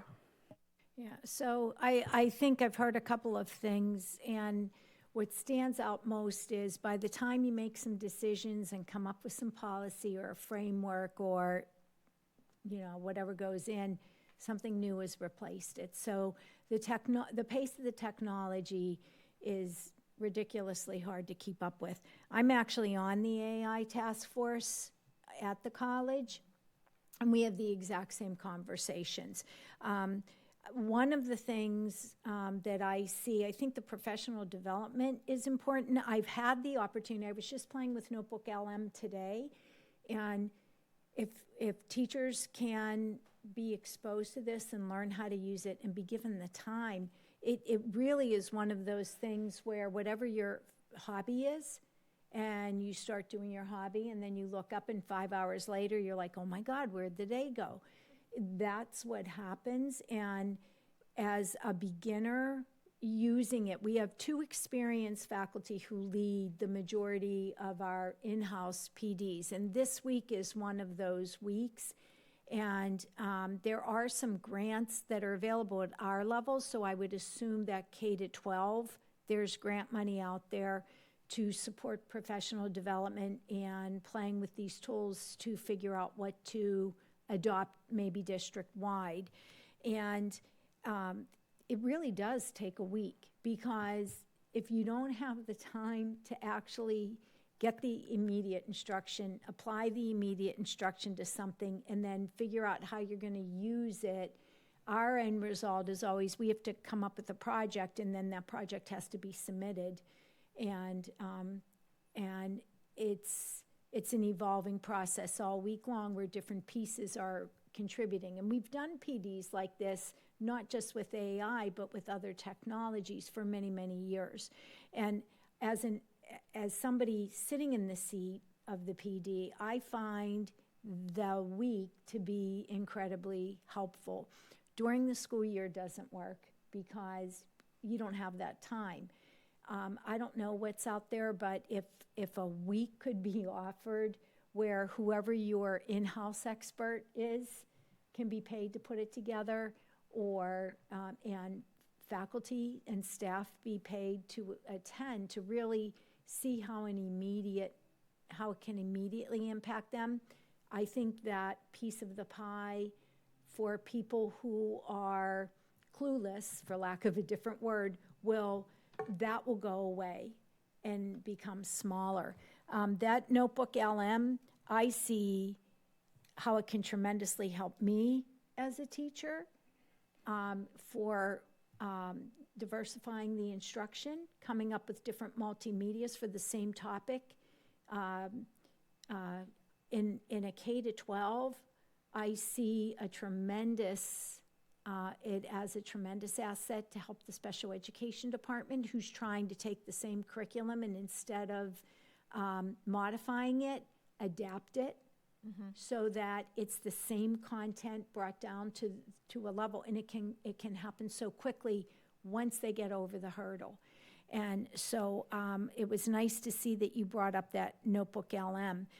The data privacy is an issue that we actually have an outside person who's an expert in security who sits on our AI task force and who's at the top of his game because that's his full-time job, and helps monitor. And there are crazy ways where the most careful people using the AI have discovered data can be breached. So that's a big concern. I was wondering for how it changes in not getting rid of that human. The rote's going to go away. So that rote repetition, that recall part would go away in the classroom, leaving more time for critical thinking. So in some ways, being able to have students access for some of the rote and then being able to expand the time in the classroom for the critical thinking could be a big benefit. How to fit that all in is still a big question mark. What I was curious is for the products that are being supported for student use, do those require licenses, or are those coming with the Google Suite that you already pay for? So it depends. I mean, there's a couple, like every app now is trying to get some sort of AI element built in, because I think they're all at a race to sort of get in line, or they feel like they're going to get left behind. I think the vendors feel the same way as the student that you described.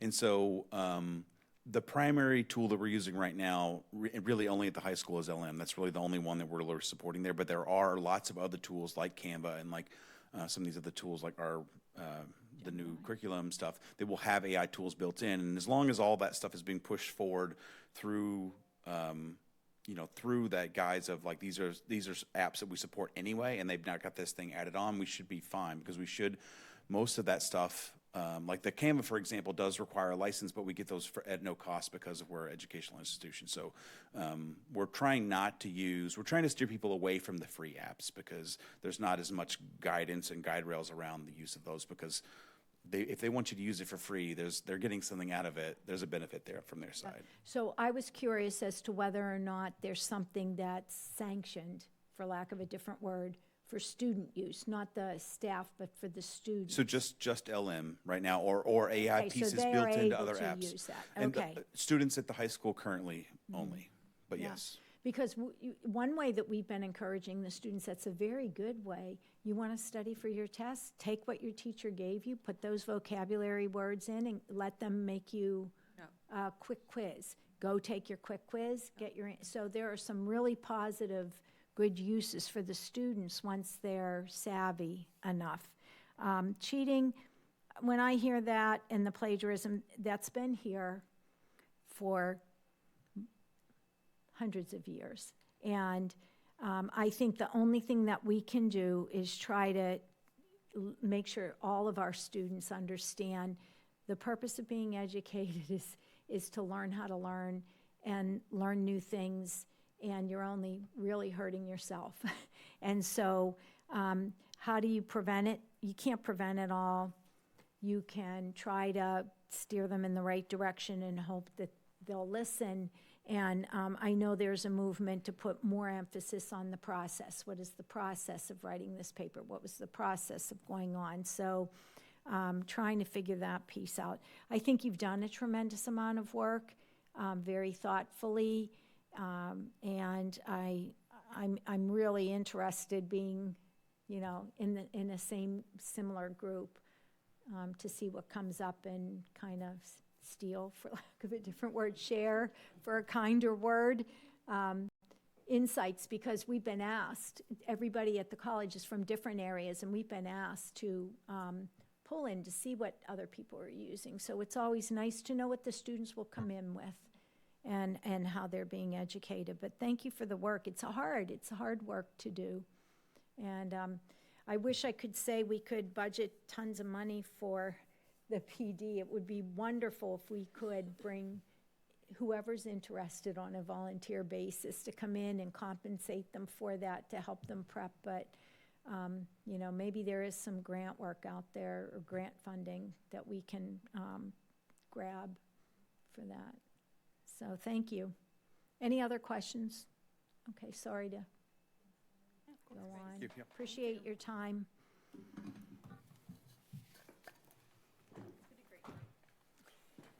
been a great experience.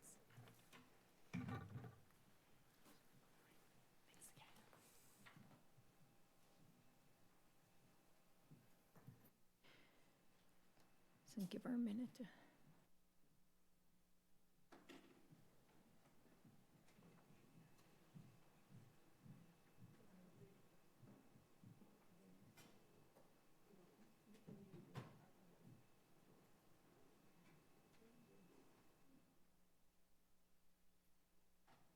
So 5.3, approve the revised Assistant Director of Special Ed job description.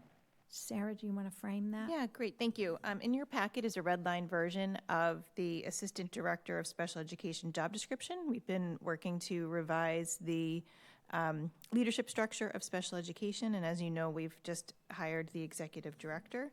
So this would be an Assistant Director to support the department central office position. It previously had existed in the district, was last seen in 1920. So we took the old job description, which was a BAO position, and updated it, and also included in your packet is some salary information as well as language, because this would be a 223-day, which is a full year, so it includes vacation time. Move to approve the revised Assistant Director of Special Education job description as presented in tonight's materials. Second. Having a motion made and seconded, any discussion? I do have a question. I noticed on the position that the position title is assistant to the director. Is that intentional? No, my preference would be that it's the assistant director of special education. Yeah, so, because I think it can confuse people if they see that. Oh, that's the old, that's the old one, yeah. Yeah, I thought that said, I marked it, it's marked as draft. So. Oh, you know what, I don't think that the changes came through. If you give me a minute, I Okay. will. We'll go back, we'll go table back to this it, and yeah. come back to it. All right. Since you're working on that, let's go down to the policy revisions 5.5, if that's okay. Do we need to vote to table it, or we? Oh, yeah, you want to make a motion to table it just for a few minutes? Move Till to after the policies. move to table item 5.3 And 4. and item 5.4 for the time being. Second. Okay. Having a motion made and seconded. All in favor? Aye. Aye. Okay. So let's skip down to policy 5.5, or item 5.5. So revised policy JFAA, school admissions residency requirements. This is a first read. On bullet item number 5, there was some additional language added regarding tuition-paying students, and that's the only change to that policy. Again, our next policy meeting is coming up on June 26th, so you can reach out to any member. Item 5.6 is to revise policy EFD, school nutrition program charge policy, and again, first read.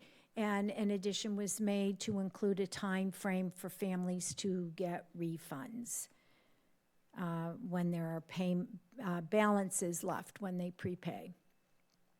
Item 5.7, revised policy ADF, the district wellness policy. It's a first read again. There were some pieces added that are required by federal regulations, and some items that were caught during a recent internal audit and review. So you'll want to look through that. That is also being sent to the Wellness Committee. I believe it was sent out. Right, so Yes. that it's on their radar and they can get back. Item 5.8, revised policy JLCD, administering medicines to students. This is an update that's based on the Department of Public Health regulation updates.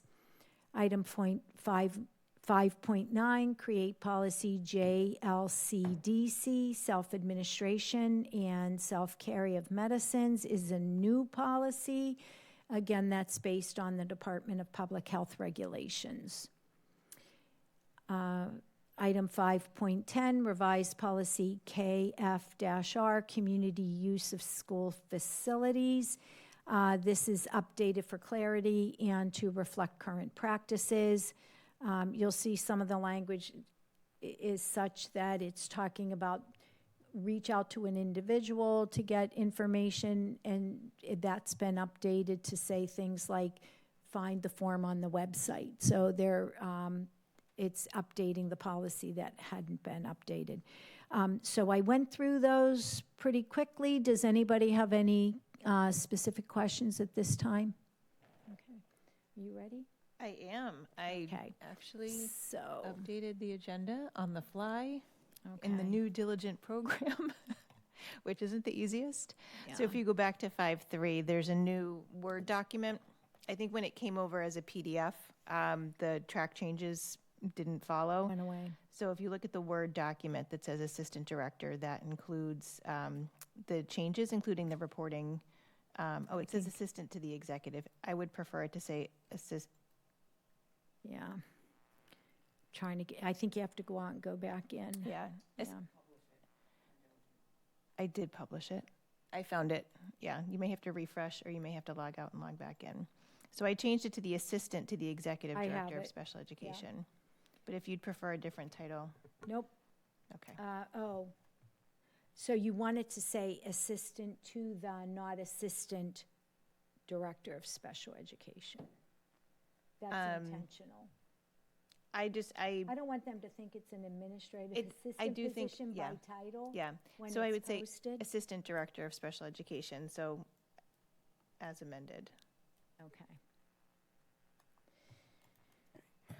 Move to approve the revised Assistant Director of Special Education job description as presented in tonight's materials, amended at this point. Second. Okay, have a motion made and seconded. Any discussion? You had a chance to look at all the changes? We believe you. Yeah. They're relatively minor. Yeah, they're minor. Okay. No discussion, all in favor? Aye. Aye. Motion carries unanimously.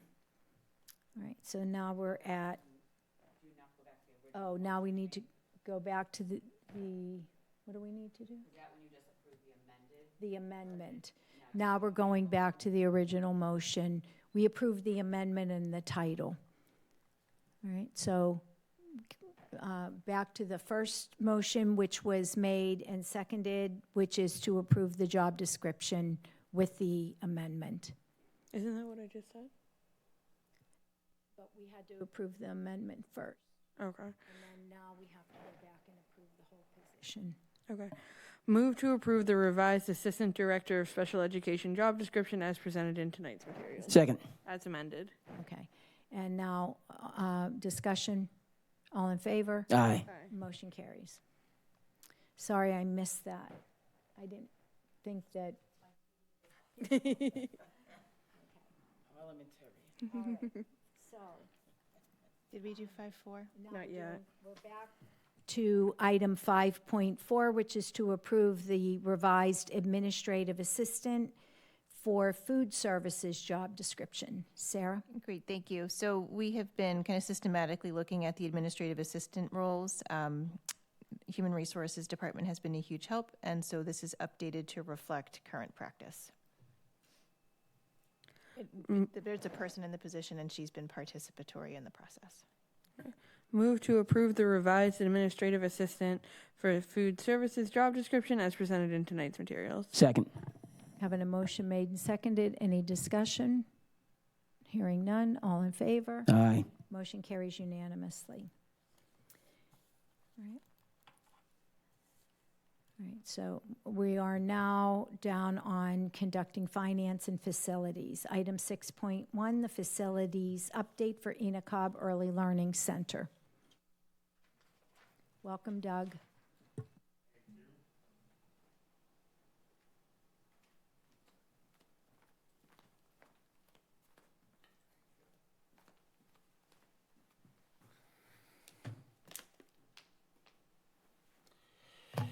Good evening, everyone. Tonight we're going to be talking about, I think, the last school of this monthly presentation on each school. This one being the Enacog Early Learning Center. And, of course, these slides are consistent with prior presentations. So we'll go through them fairly quickly.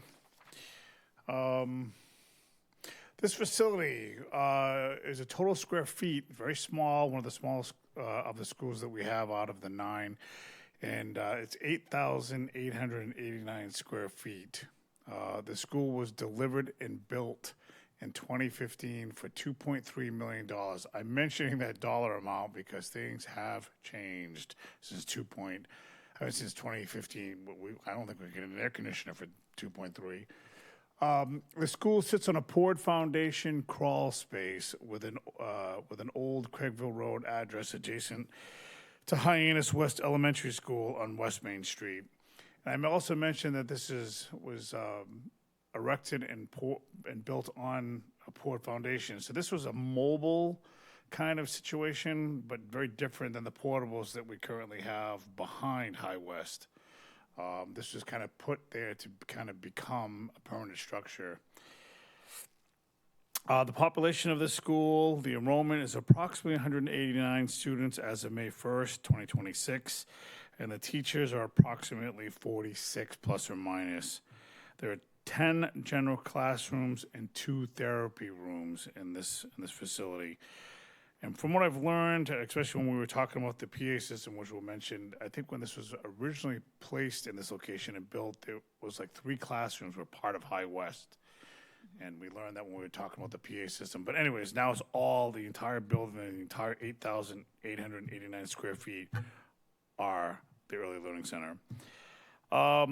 Some projects to mention that have recently happened. The parking lot and student pickup area was repaved and then refenced as well last summer, the summer of 2025. We did an LED lighting upgrade in 24 and 25.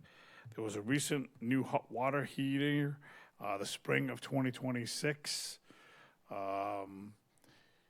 There was an upgrade to the DDC controls and heat for the heating and cooling systems in 2026. That was just completed, I think, 2 months ago. And then the executive director and his team added a PA system in the spring, in April. It went in 2026. This system is still independent of High West. And like I said before, it didn't even have one before, but it's also connected to High West. And soon, when the infrastructure team completes across the whole district, all the schools will be able to communicate. All right, facility projects planned for this school. There's some interior wall repairs and painting that we want to do. There's fence repairs and replacement that have to happen on that campus. The front circle, there's some curb work that needs to be repaired and replaced. And of course, there's going to be a new phone system district-wide that'll be happening, I believe, this summer. And with that said, I mentioned that it seemed like that was a small list, but there was nothing catastrophic or nothing major in the CIP forecast for specific to the Early Learning Center. So some of the CIP products that we are looking at in the past for fiscal year 26 and 27, of course, with the school, it had the curbs and sidewalks I mentioned, the BPS mechanical upgrades, the $28,000, that's based out of the CIP of 250, divide that by 9, that's their percentage. And there have been some mechanical upgrades out there. We've had some issues with the rooftop units and things of that nature. And then some plumbing issues as well, major sewer line issues backing up as far as some blockage on the outside of that building. So we have used that money for some upgrades and repairs. Network equipment replacement and switches, that's actually on their Collier report to upgrade it. So I know that the infrastructure team is working on that and upgrading those switches throughout this district, but this school would be basically what you see there, 600 for fiscal year 26, 900 for the fiscal year 27, and so on. Security system connections to the portables, that's just because I'm roping that in because there was some security additional cameras on the back side of this building that aim towards the new portables. So with that, it'll all be some new camera equipment and some new exterior lighting. Going forward for this school for FY27, we're looking at, again, the network switches I mentioned. That's probably all that's going to happen in this upcoming year.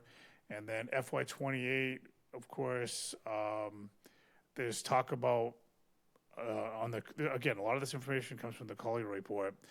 They replaced the water damaged sink counters in the classroom. We've been replacing them as they get really bad, but I'll put this on there as it has to be completed by fiscal year 28. Repair interior walls and paint the classrooms. That would be kind of painting all the classrooms. There's not much there. And then painting the hallways, another $4,000. So FY28 would give the school a little bit of a spruce up. And then jumping into FY29, probably new ceiling tiles would have to happen throughout. And then the vinyl flooring has been slated to be at its prime or its peak to be replaced. So replacing the entire vinyl flooring throughout all 8,800 square feet would be about $85,000, depending on what we get ourselves into. And then there is a conversation about sanitary line upgrades for that school if the patching and pairing doesn't continue to work. And then, of course, the big infamous they had it in FY '28. I had to move it to FY '32.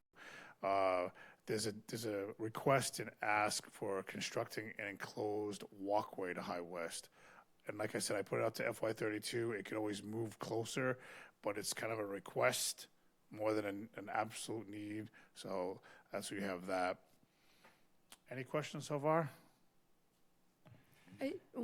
Oh, sorry, I can go back. Sorry, no, you're good. I don't know why they Everything looks like it makes a whole lot of sense. One question I have for you, this is sort of just a general one, is what if you get to these fiscal years and you find like the ceiling throughout? Is it something that you do automatically, or it's like, hey, the ceiling's not falling literally? No, if the ceilings, it's a good question, because if the ceilings, let's say we get to fiscal year 29 and the ceilings are awful, we would move it closer. Or let's say we get to FY '30 and we say, the ceilings have been slowly patched and repaired, and we've been replacing tiles throughout. We don't need to do them. We would just sort of keep it in like yeah, a we would not sinking automatically. It's not an automatic. It's just that these are things that should happen over the next 5 years, and these are things that we would just want to somehow Just keep it. save Like I for. said, the enclosed walkway, it's a want, it's a need. It can move anywhere in there. Whenever the year comes that we would find that we'd have the money for it and we wanted to really do it. But I'm putting it out there because it was in the 5-year plan. And come fiscal year 32, we may say, no, we don't need it. And we push it off a little further. But yeah, these are definitely able to move, especially when they're not as critical as sometimes our HVAC, our roof, some major plumbing issues that we have to upgrade, renovations to bathrooms at the high school, things of that nature. So, yeah, if we can move them, we will. But if they are needed, we pull them forward. Yeah. Great. I appreciate it. I'm a You're big welcome. fan of like, let's stretch it out as long as possible, but also like maintain versus catastrophe. So, Right, and you can only stretch out certain things Yeah. so far, and then we get even into deeper trouble. absolutely. Thank you. You're welcome. All right, athletic fields. Unfortunately, this is a preschool. It has fields around it. They could go out and use them, but they belong to the High West Elementary School as far as this exercise. So there's no fields or gyms associated with the Early Learning Center. All right, this is what we've all been talking about is the square footage and the cost per square footage. This is another fine example of where the square footage is small, and the next small school you'll see up there in dollar-wise, let's say, is Barnstable United Elementary, but Barnstable United Elementary is 146,430 square feet, but it's at $96.04. This school's coming in with 8,889 square feet at a similar price per square foot of $98.47. So it's a lot to look at with all the numbers and all the prices over the next 5 years, but something to think about. I'll go back. So that pretty much, I think, concludes all the 9 schools. I think my next presentation is going to be a comp comparable of what's looking at. I know that we're meeting next week to kind of go over the 5-year, and I want to kind of take out of each of these schools the top priority. It's not everything on the list, but we're going to say, okay, out of the 5 years, if I had to pick 2 per school, and I'll do something like that. So I'm going to come back to you guys with a little bit more of a summary of all 9 schools. Any questions? Andre.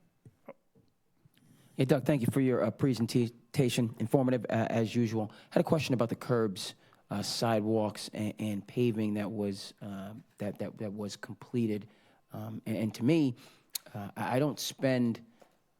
And I would like to get over to Hyannis West to do some of the reading, but I'm working and teaching. My point is I don't spend as much time at High West as I do at some of the other schools, but very enthusiastic kind of about that project of just paving the parking lot, the curb, sprucing it up, and just it makes the building look that much more presentable. So even though I haven't spent as much time at Hyannis West, I'll get over there in the summer. That's a project that I can see having a notable impact at some of our other schools. And that type of emphasis on some of our parking lots and like the areas surrounding the building. So just a little, it doesn't have to be too in-depth, but how that project went and how you feel it's helping the school or It went very well. I mean, it was a little more expensive than we thought because I think the conception of it, things increased in price. But the High West project, you're absolutely right. The sidewalks were sinking, the curbs were failing. The approach to the school felt very dated. I mean, the school still, could use some love and some sprucing up. But you're absolutely right. New curbs, new sidewalks. The grass kind of reseeded a little bit near it. So it really gave it a nice pop. The drop-off circle is better. They're working out some issues. We restriped some areas. And behind the Early Learning Center, we developed, before it was just a loading dock kind of parking lot. But once it was all repaved, we put down a center stripe. Now the cars knew there was an entrance and there was an exit. It just, you're right. It gave it some love. That's again, the word I'm going to use is encouraging. Right. And on a smaller scale, you see something like that, and how it works. To your point about gives it's these buildings. They're used so much during the course of the school year, but the people you use the space. The space looks better. It's more amenable. You can get from point A to point B. It may not. It increases, your appreciation, and it just has the word uses pop. The word I'll use, is appreciation. I think people, they saw, we're going to use our buildings. These buildings are going to be used. It's essential to the community. But those sorts of adjustments and changes can have a notable impact. So I'm glad to hear about that project, and then just kind of something to look for going forward. Some of our other schools, our parking lots, our sidewalks, and how they can be improved. Agreed. Thank you. Any other questions or comments? No, thank you so much. All right. Thank you, everyone. Have a great night. You too. See you all at graduation? Yeah. All right. All right. Item 6.2, ESSA foster care transportation claiming. Are we frame? And then we're going to wait.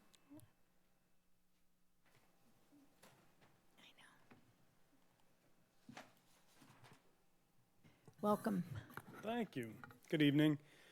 Before you in this agenda item is a memorandum of understanding with the state for the district to enter into that memorandum of understanding with the state to become eligible to be reimbursed for foster care transportation costs. A few years ago, there was a law passed that allowed districts to be able to receive funds for extraordinary costs for this type of transportation. Similar to circuit breaker in terms of a reimbursement program. Foster any student in our district that enters into foster care in a different community, Barnstable is considered their school of origin, and we must transport them from wherever their foster care town is back into the district unless there's some other agreement made with their foster care provider. So the state provides some reimbursement for those extraordinary transportation costs. So the MOU outlines the arrangement with the state.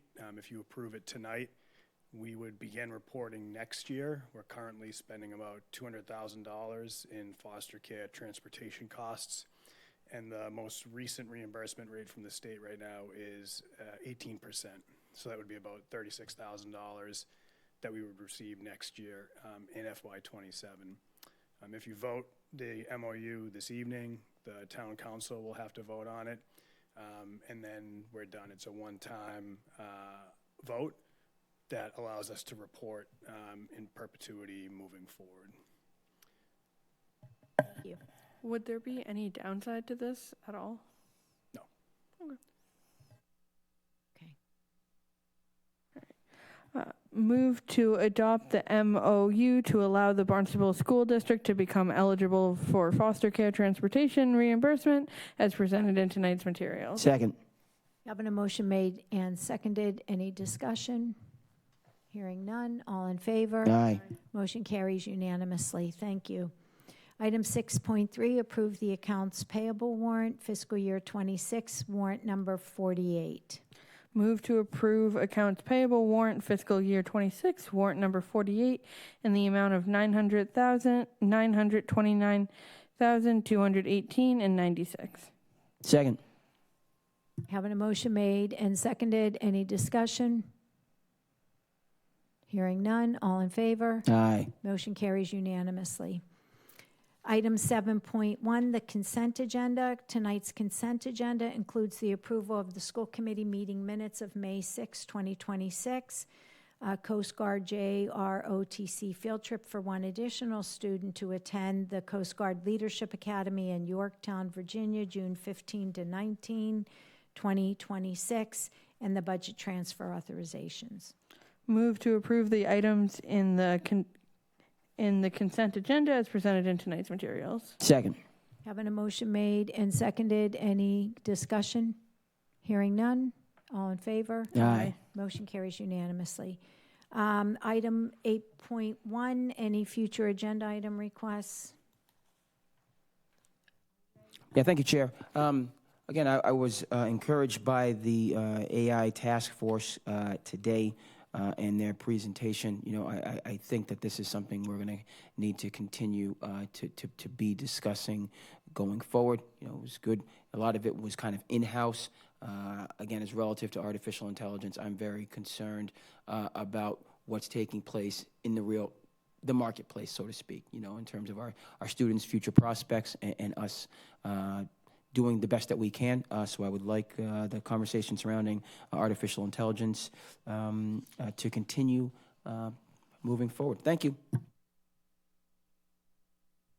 All right, item 9.1, executive session. Move to go into executive session to reconvene an open session to approve the school committee executive session minutes of May 6, 2026, to discuss strategy and/or contract negotiations with the Barnstable Teachers Association, to discuss strategy with respect to litigation, as an open meeting may have a detrimental effect on the litigation position of the public body and the chair, so declares John Bergozzi versus Barnstable Public Schools.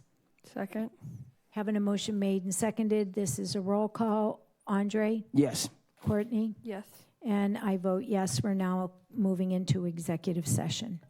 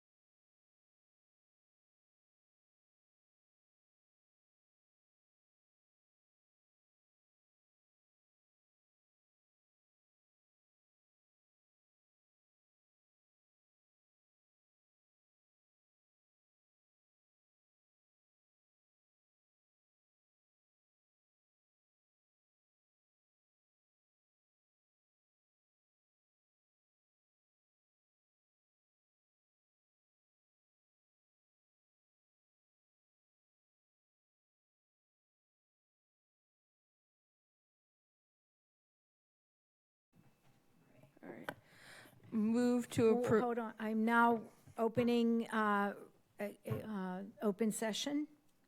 Item 10.1, approve the memorandum of agreement between the school committee and the Barnstable Teachers Association. Move to approve the memorandum of agreement between the school committee and the Barnstable Teachers Association as presented in tonight's materials. Second. Having a motion made and seconded, any discussion? All in favor? Aye. Motion carries unanimously. Motion. Move to adjourn the June 2nd, 2026 school committee meeting. Second. June 3rd. Yeah, it says June 2nd. on here. I know, but today is June 3rd. Move to adjourn the June 3rd, 2026 school committee meeting. Second. All in favor? Aye. Oh, is that a roll call? No. No. All right, all in favor? Aye. Motion carries unanimously. Thank you.